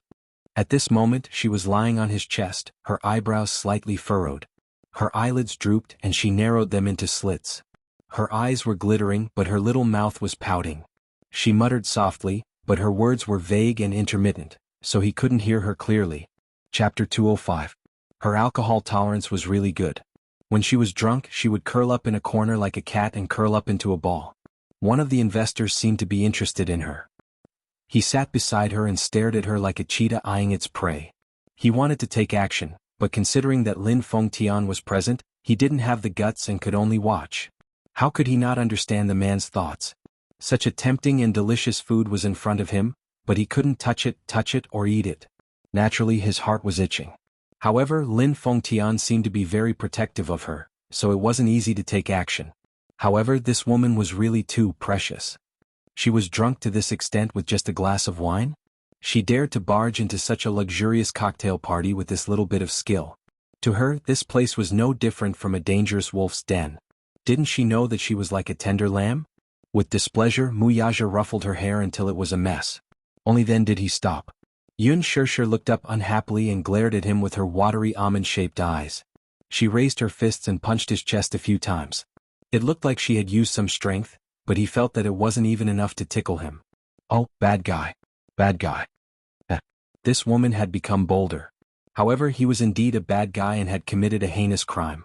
That was because she hadn't seen him before. How could he be bad? The car stopped under the shade of the trees. Under the cover of the night, Mu Yaja suddenly smiled evilly and lifted her up to sit on his lap. His figure was so tall, and such a delicate girl was sitting on his lap in a daze. She was swaying from side to side, and the corners of her lips curled up in an intoxicated manner. From time to time she would let out an innocent laugh. Her voice was so soft that it seeped into his bones. He enjoyed her enchanting drunkenness without restraint. Her original naivety faded away and added a bit of charm. She had a charming charm of a little woman. Mu Yaja reached out his hand and gently lifted her chin with one finger. His fingertip rubbed against her lips. Yun Shirshir blinked her eyes and bit his fingertip. Her red lips gently sucked on it as her teeth rubbed against his knuckles with alternating heavy and light forces. His pupils dilated and he raised his eyebrows in shock. This kitten not only knew how to scratch people but she also knew how to bite people. However, she was drunk after all and her bite didn't hurt or itch. On the contrary, it stirred up his suppressed undercurrent. He wrapped his arms around her neck and lowered his head to kiss her little mouth. He casually swept his lips across hers, and the tip of his tongue slid into the gap between her lips. Yun Shirshir pushed his shoulders repeatedly as if she had been startled. She clenched her fists and pounded on his shoulders. Her brows furrowed even deeper as she shook her head and murmured dreamily, "Don't. No. Let go of me." Mu Yaja raised his eyebrows in dissatisfaction. However, he heard a trace of panic in her voice as she kept saying, "You're a bad person. Don't touch me." Interesting. The man saw that she was easy to bully. He reached out and pinched the tip of her nose until she couldn't breathe. Then he waved his hand in a flurry. Fun. As if he had found an interesting scene, Mu Yaja provocatively pinched her chin and then her cheeks. It was like a child playing with his beloved toy. Yun Shirshir couldn't stand the disturbance. She angrily slapped away his mischievous hand. Chapter 206. Gu Xingze. As soon as she said that, Mu Yaja's face suddenly darkened and turned cold. At that moment the atmosphere seemed to have frozen over. It was as if the hot summer had suddenly fallen into 1,000 feet of ice. A trace of anger appeared on the man's somewhat displeased face. His pair of phoenix eyes that were as deep as the abyss were dyed with a bit of anger. Now she was in his arms and calling out another man's name. To a proud man like Mu Yaja, this was undoubtedly a disguised provocation. She actually called out another man's name. This stupid woman. Whose name are you calling? He pinched her waist in anger. It was neither light nor hard, making her laugh foolishly. It's so ticklish. Don't bite me. Yun Shirshir hugged his shoulders. Her bell-like laughter drifted in the wind like a pleasant wind chime. Did she think he was joking with her? Damn it. He suddenly grabbed her cheeks and used a bit of strength with his fingertips, deliberately pinching her to hurt her. Ah, it hurts, Yun Shirshir cried out in pain. Because of the pain, she started to whimper like a kitten. She tried to struggle, but to no avail. She could only clench her hands into fists and swing them at his shoulders. However, her vision was blurry and her fists missed. Bastard. Let go of me. She bit her lips in grievance and helplessness. She twisted her body left and right, trying to break free. However, the man's strength was so great that she couldn't move at all. However, it didn't matter if she didn't move. Once she moved, their bodies would rub against each other and it would be hard to avoid a misfire. At this moment, due to her drunkenness, her body was boiling hot. Even through the gauze of her dress, he felt as if he was being ironed by her fiery skin. Unknowingly, his body was already drenched in sweat from trying to restrain himself. This woman didn't realize how terrible the consequences of her actions were. If she was sober, she would definitely see the man's handsome face right in front of her. It was terrifying. The man forced her to raise her face and look him in the eye, his eyes glaring like a tiger. Whose name are you calling? Gu Xingze? The little woman's eyes widened as she stared at him with an innocent and playful smile on her face. Suddenly, she reached out her hand and with a smack, she cupped his handsome face and rubbed it. What? Isn't that Gu Xingze? Uff. His expression was blurred and intoxicated. It was obvious that he was quite drunk. However, he liked the way she looked when she was drunk. She was like a clingy kitten, snuggling into his arms, acting like a rascal and acting coquettishly as much as she wanted. It was as if his arms were her own world. That small face was truly captivating. Her charming eyes were like silk, and at this moment, her watery eyes were tainted with a bit of drunkenness.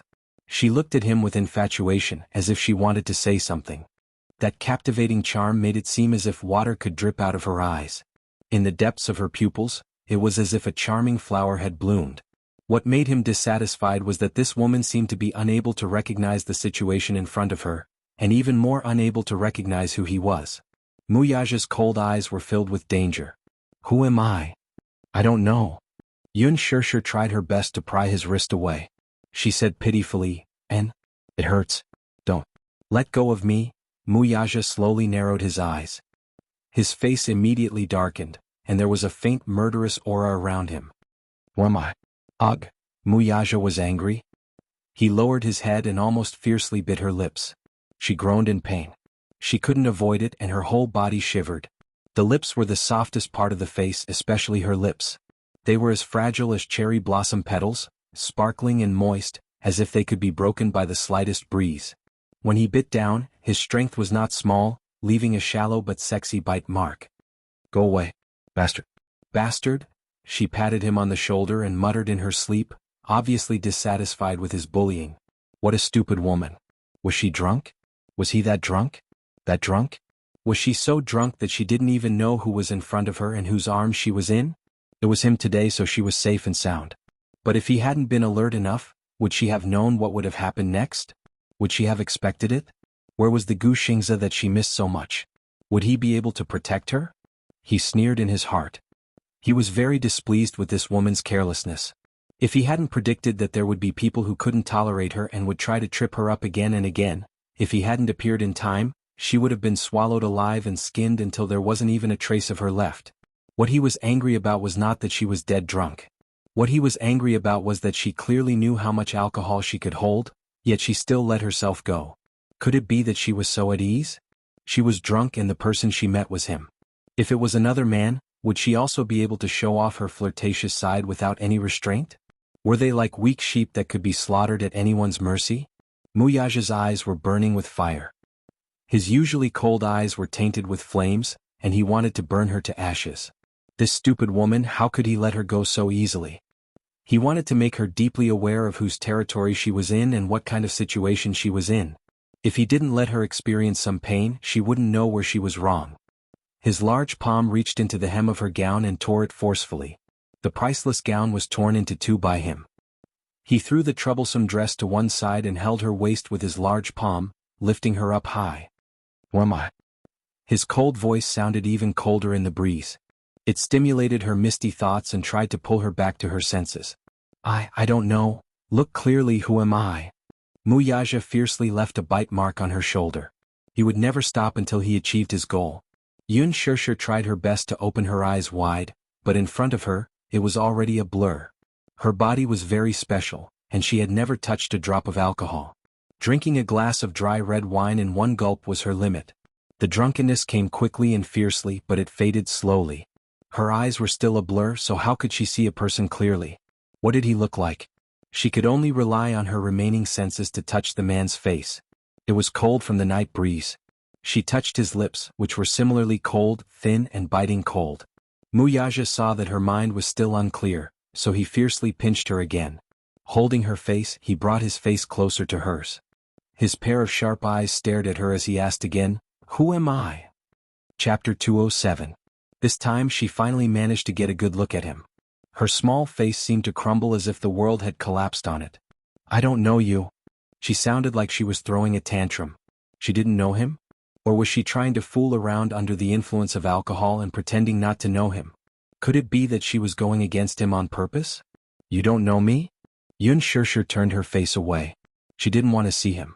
She was using the alcohol as an excuse to throw a tantrum at him. Although she was in a dream, she could still recognize who the man in front of her was. But she was angry and didn't want to bother with him. Even if she didn't bother with him, he had ways to make her bother with him. Yun Shirshir's body stiffened abruptly when she felt the hand roaming under her skirt. Her face instantly turned pale. "Don't touch me." Jerk, I don't want you. Go away. You have a fiancé and a woman. Why do you still want to provoke me? Why do I have to be bullied by you and suffer your anger? Why? He had a fiancé, didn't he? She even saw him hugging Tang Yu and rubbing their heads together after they got off the dance floor. He was no different from other men. He was an animal who thought with his lower body. Muyaja continued to turn his face around. His eyes were half-lidded and his lips were cold. Thinking about it made her even angrier. She said angrily, "I want to get off the car." The moment she said that, the man pulled her arm forcefully. Muyaja scooped her up and pulled her into his embrace. Yun Shirshir was shocked. She couldn't help but gasp. In the blink of an eye, he had already carried her up and straddled her. Muyaja's eyes revealed a playful smile. He lifted his thin lips and said in a low and seductive voice, "Woman, do you have to be stubborn with me? Call my name." No. Muyaja was dissatisfied with her stubbornness. He rubbed her plump breasts through her clothes. Scream. Yun Shirshir's body trembled slightly. Her face immediately tensed up as a bad premonition arose in her heart. Yun Shirshir struggled uneasily, but the man clasped her waist tightly. His large palm pressed against her back, pressing her even closer to his chest. The two faces were so intimately close, the tips of their noses touching, and the breath of their lips touching. Such a close distance really made her feel uncomfortable. Looking at the demonic handsome face that was just inches away, Yun Shirshir helplessly pushed against his chest. This man, how could his strength be so great that she didn't even have the slightest room to struggle? She looked away helplessly, but her chin was tightly pinched by his long fingers. She was forced to face his face. She was forced to look at his face. Her eyes narrowed in pain and were faintly moist. Her soft red lips were crystal clear, just like a delicious cherry. He fiercely captured her lips and sucked on them. That soft and sweet feeling was even better than what he had imagined. Once he kissed her, he couldn't stop. His body heated up and he greedily wanted more. Kissing her cherry lips, his right hand reached into the hem of her clothes. He was in the mood and continued to do what he hadn't done earlier. Her body was extremely sensitive. Just a light touch and she couldn't help but tremble. Her fair cheeks flushed red shyly, but it looked even more alluring. Chapter 208. He had really misjudged this girl. He had once compared her to a kitten. Now that he thought about it, she was actually a beautiful and flirtatious poppy flower. One couldn't help but sink deeper and deeper into it. Yun Shirshir was quite frightened by this sudden action. She was a little embarrassed and even more frightened. She pushed his chest with all her might. However, her weak strength was not worth mentioning to Muyaja, who had trained before. He only used one hand to bind her wrists. "Let go. Let go of me, Muyaja." Yun Shirshir panted softly and glared at him angrily. However, Muyaja was unmoved. Pressing his lips tightly against hers, he raised his eyebrows. What? Didn't you say that you don't know me, HM? The man's sexy chuckle lingered around her ears. He leaned closer and opened his thin lips. His snow-white teeth gently bit her shoulder strap. With a bite, a tug, and a toss of his head, his neat fringe brushed past her cheek. The buttons were loosened by his bite and her shirt was pulled down to her shoulders, revealing her fair and round shoulders. Muyaja hugged the back of her neck and unscrupulously traced the outline of her neck with the tip of his tongue. He smelled it with infatuation. Her fair and jade-like skin had the scent of shower gel and her natural fragrance. Yun Shirshir was completely frightened. Both her hands were tightly bound by him. Her voice was trembling and she sounded aggrieved. Don't do it here. What? That one word was enough to shut her up. She felt shy and embarrassed. This kind of thing was already embarrassing. Now that they were in the car, she was so sensitive that her whole body started to tremble. This man's physical strength was always so shocking. Now that the car was parked on the road, the thought of other cars passing by at any time, if anyone saw this scene, she couldn't wait to dig a hole and bury her blushing face in it. What she didn't know was that Muyaja had already ordered people to seal off this long mountain road and there wouldn't be any cars passing by for the time being. Compared to her, he was more concerned about her being coveted by others. But she didn't know and fell into a state of panic. Why was it that in front of this man, she was always unable to resist and was at his mercy? He felt a wave of despair in his heart. His eyes stung and tears fell from his eyes. Muyaja felt that her current appearance was even more lovable. That pair of sparkling eyes, the silent accusation in her eyes, actually made him want to bully her even more. Her fair and tender body made his heart beat faster. In the cool breeze with the fragrance of begonia flowers, the beautiful scenery under the moonlight made her even more beautiful. Muyaja narrowed his eyes. His deep eyes were stained with a few traces of gloominess. He draped a large suit jacket over her body, covering her entire body. Under the cover of the moonlight he took advantage of her in the car. That suffocating strangulation, her delicate begging for mercy, was like an electric current running through his back, causing his body to immediately tense up. Lowering his head, he bit that enchanting neck to vent his desire and hugged her hands around his shoulders.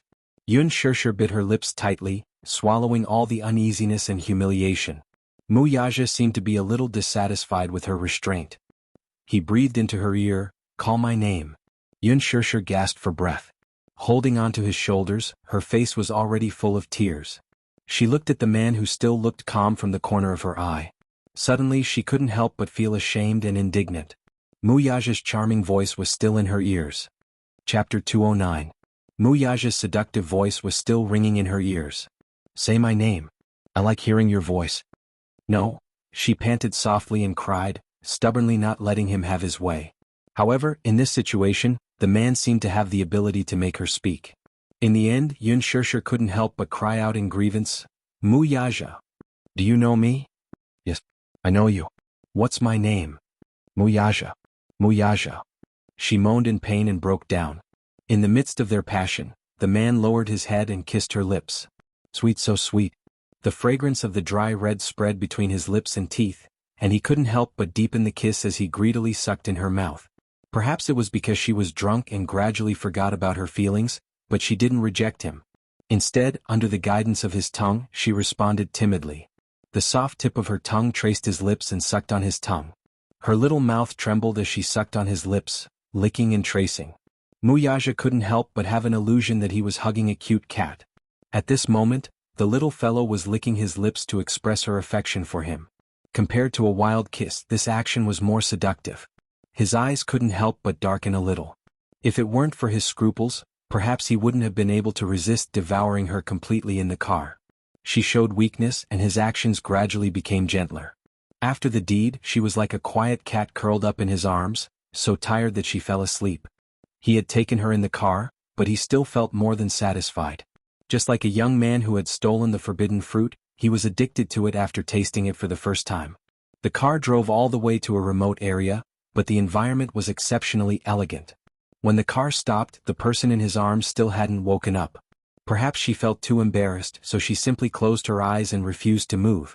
The helper opened the car door and stood by the side looking down. Muyaja carried her out of the car and walked through the luxurious arch of the villa. This was a villa that had just been completed not long ago. The preliminary plans for this villa had been made 15 years ago. At that time, Mu Yaja's mother was not in good health. In order to nourish her body, Mu Xing did not hesitate to spend a lot of money to buy a large piece of land in a beautiful suburb.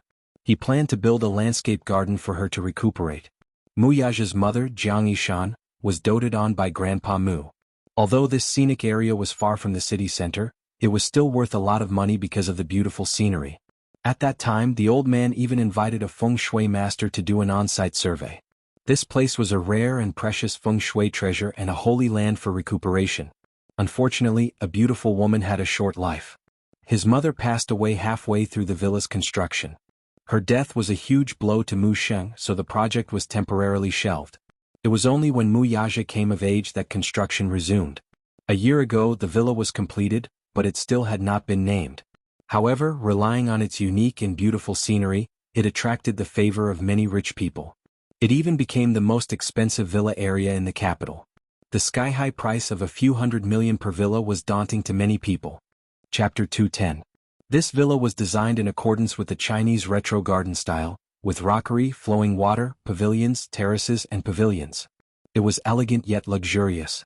Grandpa Mu just had to casually say that it was under Mu Yaja's name, which made many people in the Mu family jealous.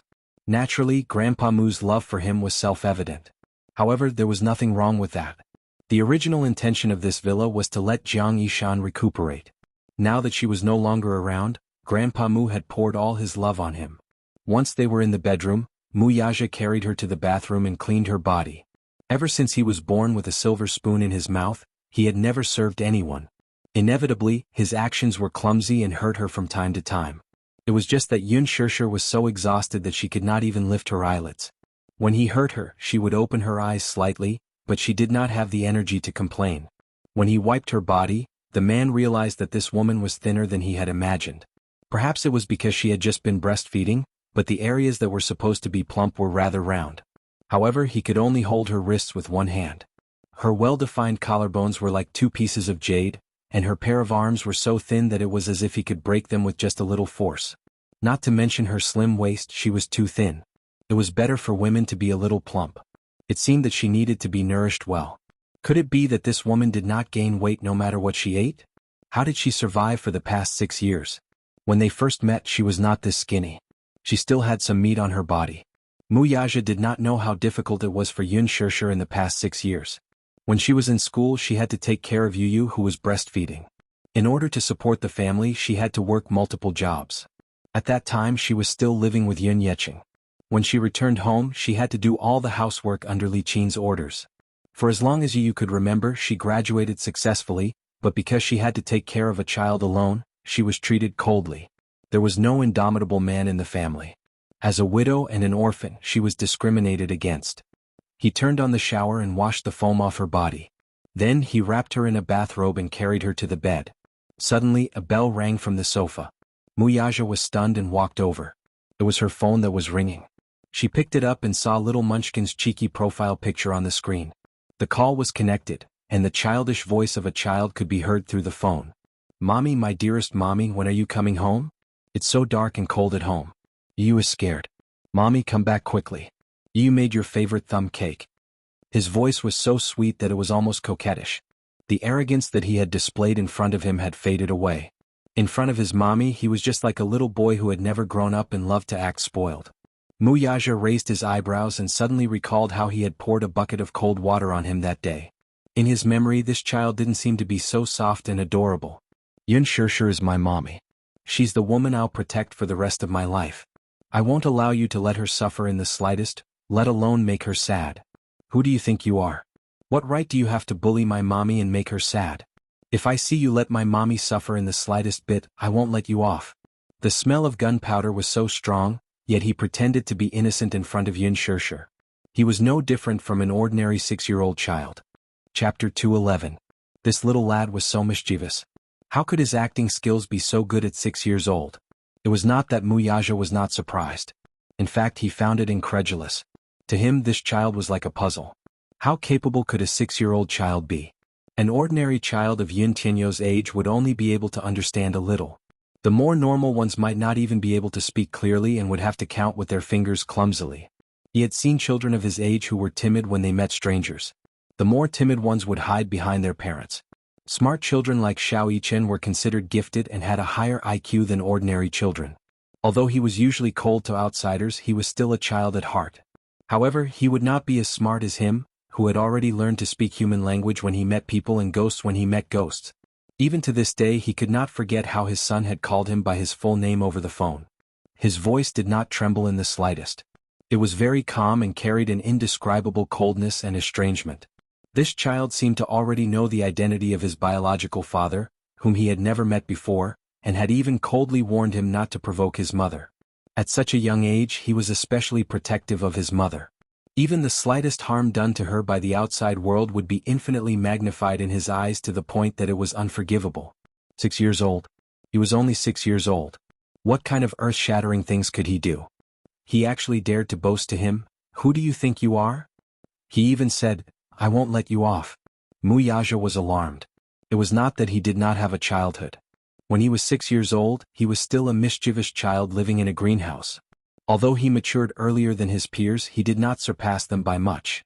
This child made him a little suspicious. What kind of mature soul was hidden in this little shell of his?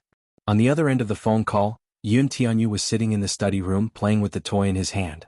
When he heard the light panting from the receiver, he thought that the signal was bad and asked, "Mommy? Mommy, can you hear you?" "Yes." Mu Yaja spoke in a deep and mature voice. The moment Yun Tianyu heard his voice, his whole body stiffened as if he had been struck by lightning. "Mu Yaja?" Once the words left his mouth, it was no longer a childish voice. Instead, it sounded as mature as if two men were having a conversation, facing each other coldly through a microphone. He frowned in surprise and abruptly stood up from the chair, his fingertips trembling. "It's me.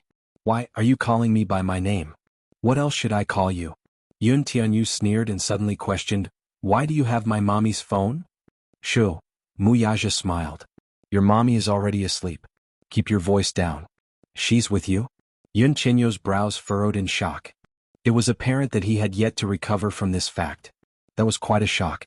"Didn't I tell you not to provoke my mommy? Last time, didn't you give me a multiple-choice question?"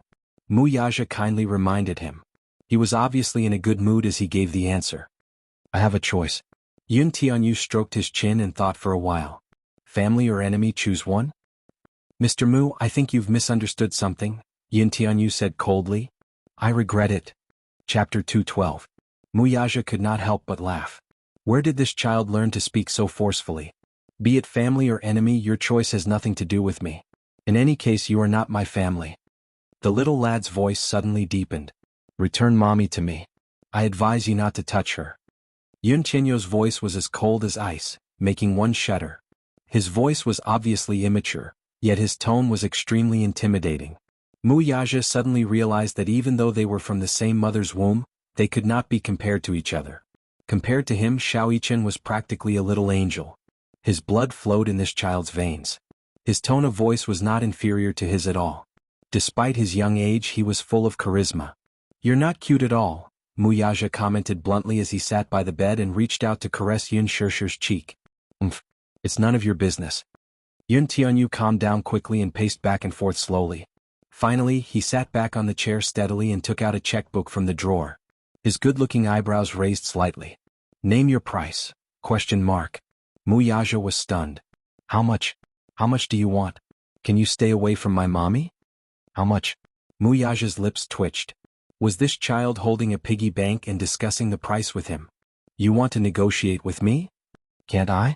Capitalists talk about capital and don't talk nonsense." Yun Tianyu opened the cap of the pen with his mouth. "Then what's the bargaining chip? Is 100 million enough?" Mu Yaja could not help but laugh. 100 million? Where did this child get 100 million? When he was 6 years old, he did not even have a net worth of 10 million, let alone 100 million. He was still considered the crown prince of a financial group. Where did this child get 100 million? It was not that he was belittling this child, it was just unrealistic. Besides, did he even lack 100 million? 100 million US dollars, is that not enough? Through the microphone, the confrontation between the two men was in a stalemate. It was as if time had frozen. "Not enough. Is 1 billion enough?" Yun Tianyu smiled nonchalantly as he twirled the fountain pen in his hand like a capitalist who was determined to win. His nonchalant tone and the sky-high price of 9 digits. It was an eye-opener for Mu Yaja. Why don't we compete fairly? Mu Yaja suddenly stood up and walked to the floor-to-ceiling window. His tall figure was reflected in the clear glass. The smile on Yun Tianyu's lips froze. Fair competition? If you ask me, no matter how much you pay, it's hard to measure a woman's worth. In your heart she is priceless. In my heart she is also priceless. You're overestimating yourself. Yun Tianyu mocked him. Mr. Mu, between you and me, who do you think my mommy will choose? You lost. Oh? Why don't we wait and see then? Hearing this, Yun Tianyu's expression slowly became uncontrollable. He clenched his fist and gripped the fountain pen tightly. Where did this man get his confidence from? How dare he provoke him? His position in his mommy's heart was unshakable. Was this man challenging him? Chapter 213. This man seemed to be determined to win. Did he want to take mommy away from him? If he lost his mommy, he would be left with nothing. No, he would not allow such a thing to happen. ***. Yun Tianyu clenched his fists and furrowed his brows. From afar, his silhouette was shrouded in an indescribable loneliness. He could not lose his mommy. The call was hung up. Mu Yaja raised a brow. He erased the call history and threw the phone on the sofa. Regarding the tension between the father and son, they kept it a secret from each other. He would not let Yun Shishir know about the conversation between him and the child. Similarly, that clever child would also hide this from her. Moreover, in front of her, she would still pretend to be innocent and well-behaved. When he returned to the bedside, the woman on the bed was still sleeping soundly. She was so deep in her sleep that she did not hear the tense confrontation between the father and son earlier. She hugged the blanket and snorted a few times like a kitten. Her voice was so soft that it was almost inaudible. He reached out to adjust the blanket for her. In her sleep, she seemed to be dissatisfied with the disturbance. She grumbled a few times, adjusted her sleeping position, and fell back into a deep sleep. He was already tipsy from the alcohol, so he did it again in the car. He wanted to go back here and continue, but she was exhausted. Her delicate face could not hide her tiredness, so he decided to let her go tonight. Yun Tianyu's question seemed to still ring in her ears. Don't provoke my mommy. The young child was like a small beast that had been threatened. His entire body was covered in thorns. Whether it was his words or his tone, it was as if he would not stop until he was in pain. However, it was understandable. Although Yun Tianyu was cold, he was very pure and innocent in nature. All these years, in his pure and innocent world, she was the only one who seriously played the role of a family member. Yun Shishir was the only one who took care of him meticulously and truly loved him to the core. No matter how successful a 6-year-old child was, he was still very dependent on his mother. Now that he and another child wanted to barge in, how could Yun Tianyu not be on guard? How could he not take a defensive stance? On the phone, his tone was stiff and distant, but she could vaguely hear the helplessness and nervousness in his words and even fear. But did he really provoke her? Mu Yaja frowned slightly. There was a helpless look on his face. If he wanted to provoke her, he wouldn't have let her go 6 years ago. He knew his personality better than anyone else. He was never passionate about something. However, once he wanted something, he would never give it up. Deep down, he was a nostalgic person. The phrase liking the new and hating the old did not apply to him. He also knew that he was born into a wealthy family, so he had no choice. The rich and powerful families were deeply intertwined and had too many interests involved. Especially for a rich and powerful family like the Mu family, there were too many schemes and schemes. Every step they took was as if they were treading on thin ice. Every step they took was as if they were treading on thin ice. With his status, the women around him definitely wouldn't last long. Chapter 214. More than a decade ago, his mother passed away. That parting of life and death was like a rib being cut off from his body. He did not want to experience that feeling again. Hence, he had always spared no effort to build a high wall around Xiaoyiqin to protect him. She was like a small fish to him. He had once let her go out of kindness, wanting to give her a free future. However, when they met again 6 years later, he could not let go of her no matter what. He was dissatisfied with her family. He originally thought that she would take that sum of money and run far away. Perhaps she would study abroad, or perhaps she would meet the right man while studying abroad and spend the rest of her life with him. However, it seemed that she did not have a good life in the past 6 years. Her life was bumpy and there were 2 burdens at home. One was her adoptive mother, and the other was her sister, who was not related by blood. They were like 2 cruel leeches nailed to her, wanting nothing more than to suck her dry. 6 years ago, his assistant had revealed such a detail to him. Yun Shirshir was initially unwilling to be a surrogate mother.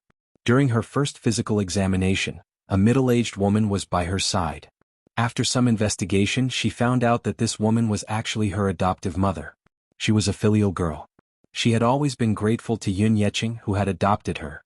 After all, he had never mistreated her, be it in terms of food or clothing. When her adoptive father's career was in crisis, she was also very anxious about it.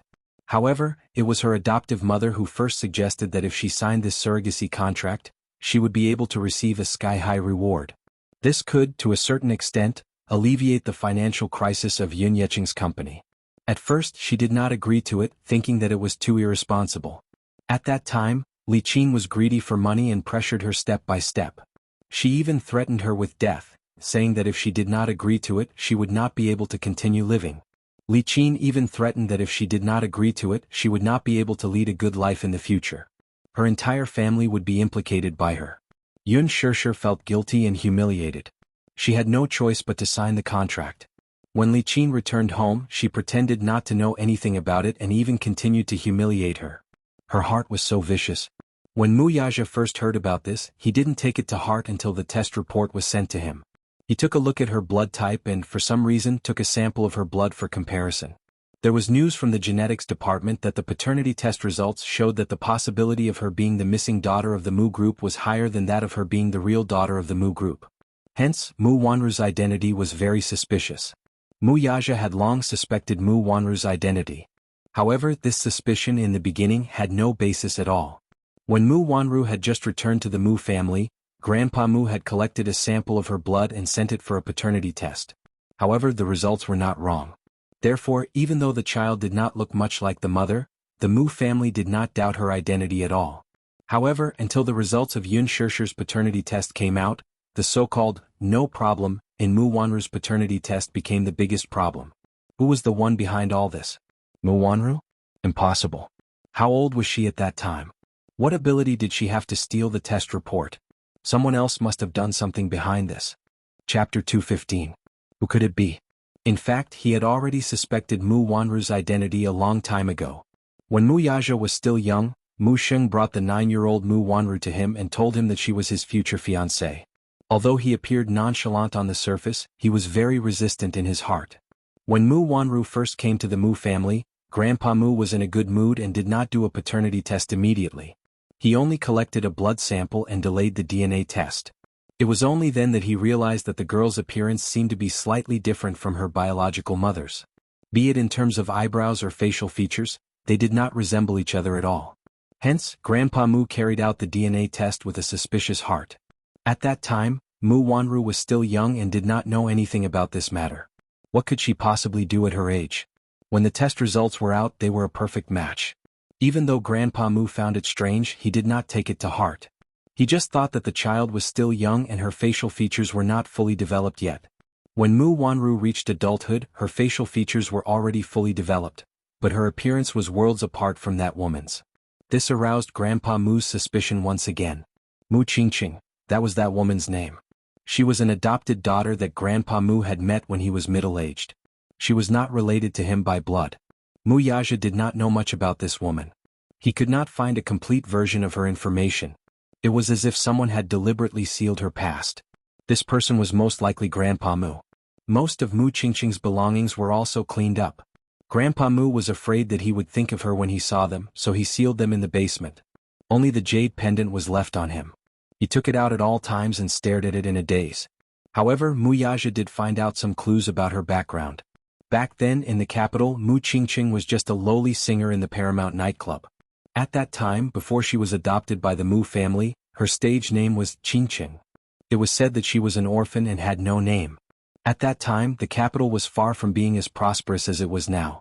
However, with the economic reform, many wealthy families were quietly born.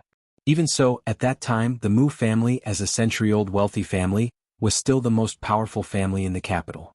At that time, there was a bustling commercial street in the capital. Now it was just a street of bars. At that time, bars and nightclubs had not yet become popular. Cabarets and dance halls were the most important places for the rich to spend time after their meals. The Paramount Karaoke was located in a bustling area and was one of the many properties under the Mu family's name. Paramount Ballroom was about to close down due to poor management. Later on, the owner of the dance hall somehow managed to find Mu Qingqing, his treasure. Not only did she have a naturally good singing voice, but she was also good at ballroom dancing. What was even rarer was that, just like her name, she had a beautiful face that could topple cities. She was unparalleled in her generation and was famous for a time. Because of this, as time passed, her status in the dance hall gradually rose. Even the business of the originally declining dance hall flourished. She even stole the business of the most popular dance hall at that time. Chapter 216. The other club owners were all itching to get their hands on this treasure. They all offered high prices and tried to get their hands on this treasure. This was a money tree that was guaranteed to bring in profits and never lose money. At that time there were many people trying to steal her. However, Mu Qingqing was a woman who cared a lot about relationships. Even though the other club owners promised her much better treatment, she remained unmoved. Since then, Mu Qingqing was recognized as the #1 singer in the city. She established a position that no one could surpass. Later on, the Paramount's business became more and more prosperous while the other club's business became more and more quiet. In the end, there was no other way. The other clubs had to close down, leaving the Paramount alone in the city. The club owner treated her very well and never mistreated her. After all, he was the face of the club. Naturally, he had to treat her like a Buddha. However, as time went by, he slowly began to have some thoughts about it. Since the beginning of time, which man didn't like beautiful women? Plus, she was such a seductive woman. Which man could reject her? At that time, Mu Qingqing was a flower. She wasn't even 18 yet and was still very young. Without the makeup she wore on stage, she was like a lotus flower in clear water. Her entire body was filled with a fatal temptation. Once, when he was sending her home, he suddenly pounced on her at her door. Mu Qingqing didn't think he would have such thoughts and was shocked. Though she was a singer, she had a proud personality. In a moment of desperation, she was so embarrassed that she forced him to leave. He didn't get what he wanted and left angrily. However, she didn't know that this scene was secretly filmed by a tabloid reporter and published in the newspaper. Therefore, the rumor about the dancer's impurity became a hot topic in the city. In just one night, her life had undergone an earth-shattering change. Originally, in the eyes of the customers, she was sacred and inviolable. However, as her scandal spread throughout the city, her image fell. The customers began to touch her. Their actions became bolder and bolder, and they became unruly. Every time she asked for help from the director because he was still holding a grudge, he turned a blind eye. Mu Qingqing was extremely aggrieved. She was suddenly tired of this deep water and hot life. She was also tired of being lost in debauchery. She was even tired of her own life. The rumors were getting worse and worse, and the customers were getting more and more unreasonable. Some of them even resorted to underhanded means to fight for the treasures. During the most difficult time, Mu Qingqing had no choice but to shamelessly ask for the protection of a man. At that time, in the capital, only this man had the ability to protect her and prevent her from being bullied. This man was Mu Qingqing. Mu Lianqing, Mu Yaja's biological father, was the eldest son of Mu Sheng's first wife and was the most favored son in his eyes. Mu Lianqing was young and talented. He was only in his 20s, but he was already worth hundreds of millions. At that time, he was already engaged to the daughter of the prestigious Jianghu family in the capital. Chapter 217. Be it in the past or present, Mu Wanru's appearance could be said to be a natural beauty. Her beauty, on the other hand, could not even be compared to her pinky. Hence, when Mu Wanru came of age, he did another DNA test for her. Somehow, Mu Wanru found out about this matter and hurriedly bribed the geneticists to secretly tamper with the DNA report. Mu Sheng, however, was kept in the dark and only thought that Mu Qingqing's beauty had no successor. Mu Yaja, however, was aware of this. Before Mu Wanru, he had gotten his hands on the DNA test report without anyone noticing. Hence, he had long known about Mu Wanru's fake identity. Poor Mu Wanru. She was smart for a while but foolish for a lifetime. She only knew that through simple tampering she thought that she could deceive everyone and hide her identity to the end, continuing to be a rich young lady in a dignified manner. Alas, she had no idea what kind of person Mu Yaja was. Ever since he was born, he had walked through the bloodshed of the rich and powerful. Power, wealth, competition, and scheming. Mu Wanru probably did not have the slightest knowledge of all the schemes he had seen. Mu Xing was old. Although he was a scheming old ginger with spicier with age, no matter how old a ginger was, it was no longer shrewd at his age. It was inevitable for a withered tree to become muddle-headed. Still, he was not old. Mu Wanru could scheme against him, but she could not scheme against Mu Yaja. Mu Wanru alone was not enough to make him take action. He had always suspected that Mu Wanru was hiding a shocking conspiracy behind her. This was also the reason why he did not make a move. Old Master Mu was already old. Even though he was still the chairman of Dishing Financial Group in name and held the largest share of the company's shares, now that he had retired, he could entrust everything in the financial group to his most favored grandson and enjoy the rest of his life in peace. However, he was old and did not have much time left. Hence, it was inevitable that some people would set their sights on his inheritance rights. Although Mu Yaja was the rightful heir and the future head of the Mu family, the rest of the Mu family might not sit by and do nothing even if the old man gave his approval. Grandpa Mu had 3 wives and the first wife only had one son, Mu Yaja. Mu Yaja was the only son of Mu Lianqing and Jiang Yishan, but it was not as if there was no one else in the Mu family other than him. With Grandpa Mu's health deteriorating in recent years, those who coveted the position of the Mu family's heir could no longer sit still. Women had always been the victims of power struggles in the rich and powerful families. When Mu Yaja held Yun Shishir's DNA report, he did have some thoughts about it.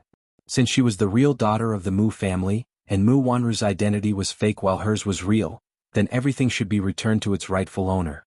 In that case, Yun Shishir was his real fiancée. He had seen an old photo of her, and whether it was her appearance or her refined aura, they matched perfectly. There was no need for further verification. As long as he brought her to Grandpa Mu for a look, he would know who was real and who was fake. There was no need for any additional explanation or explanation. Yun Shishir had perfectly inherited Mu Qingqing's beauty and extraordinary aura. This was the best evidence. However, he did not do so.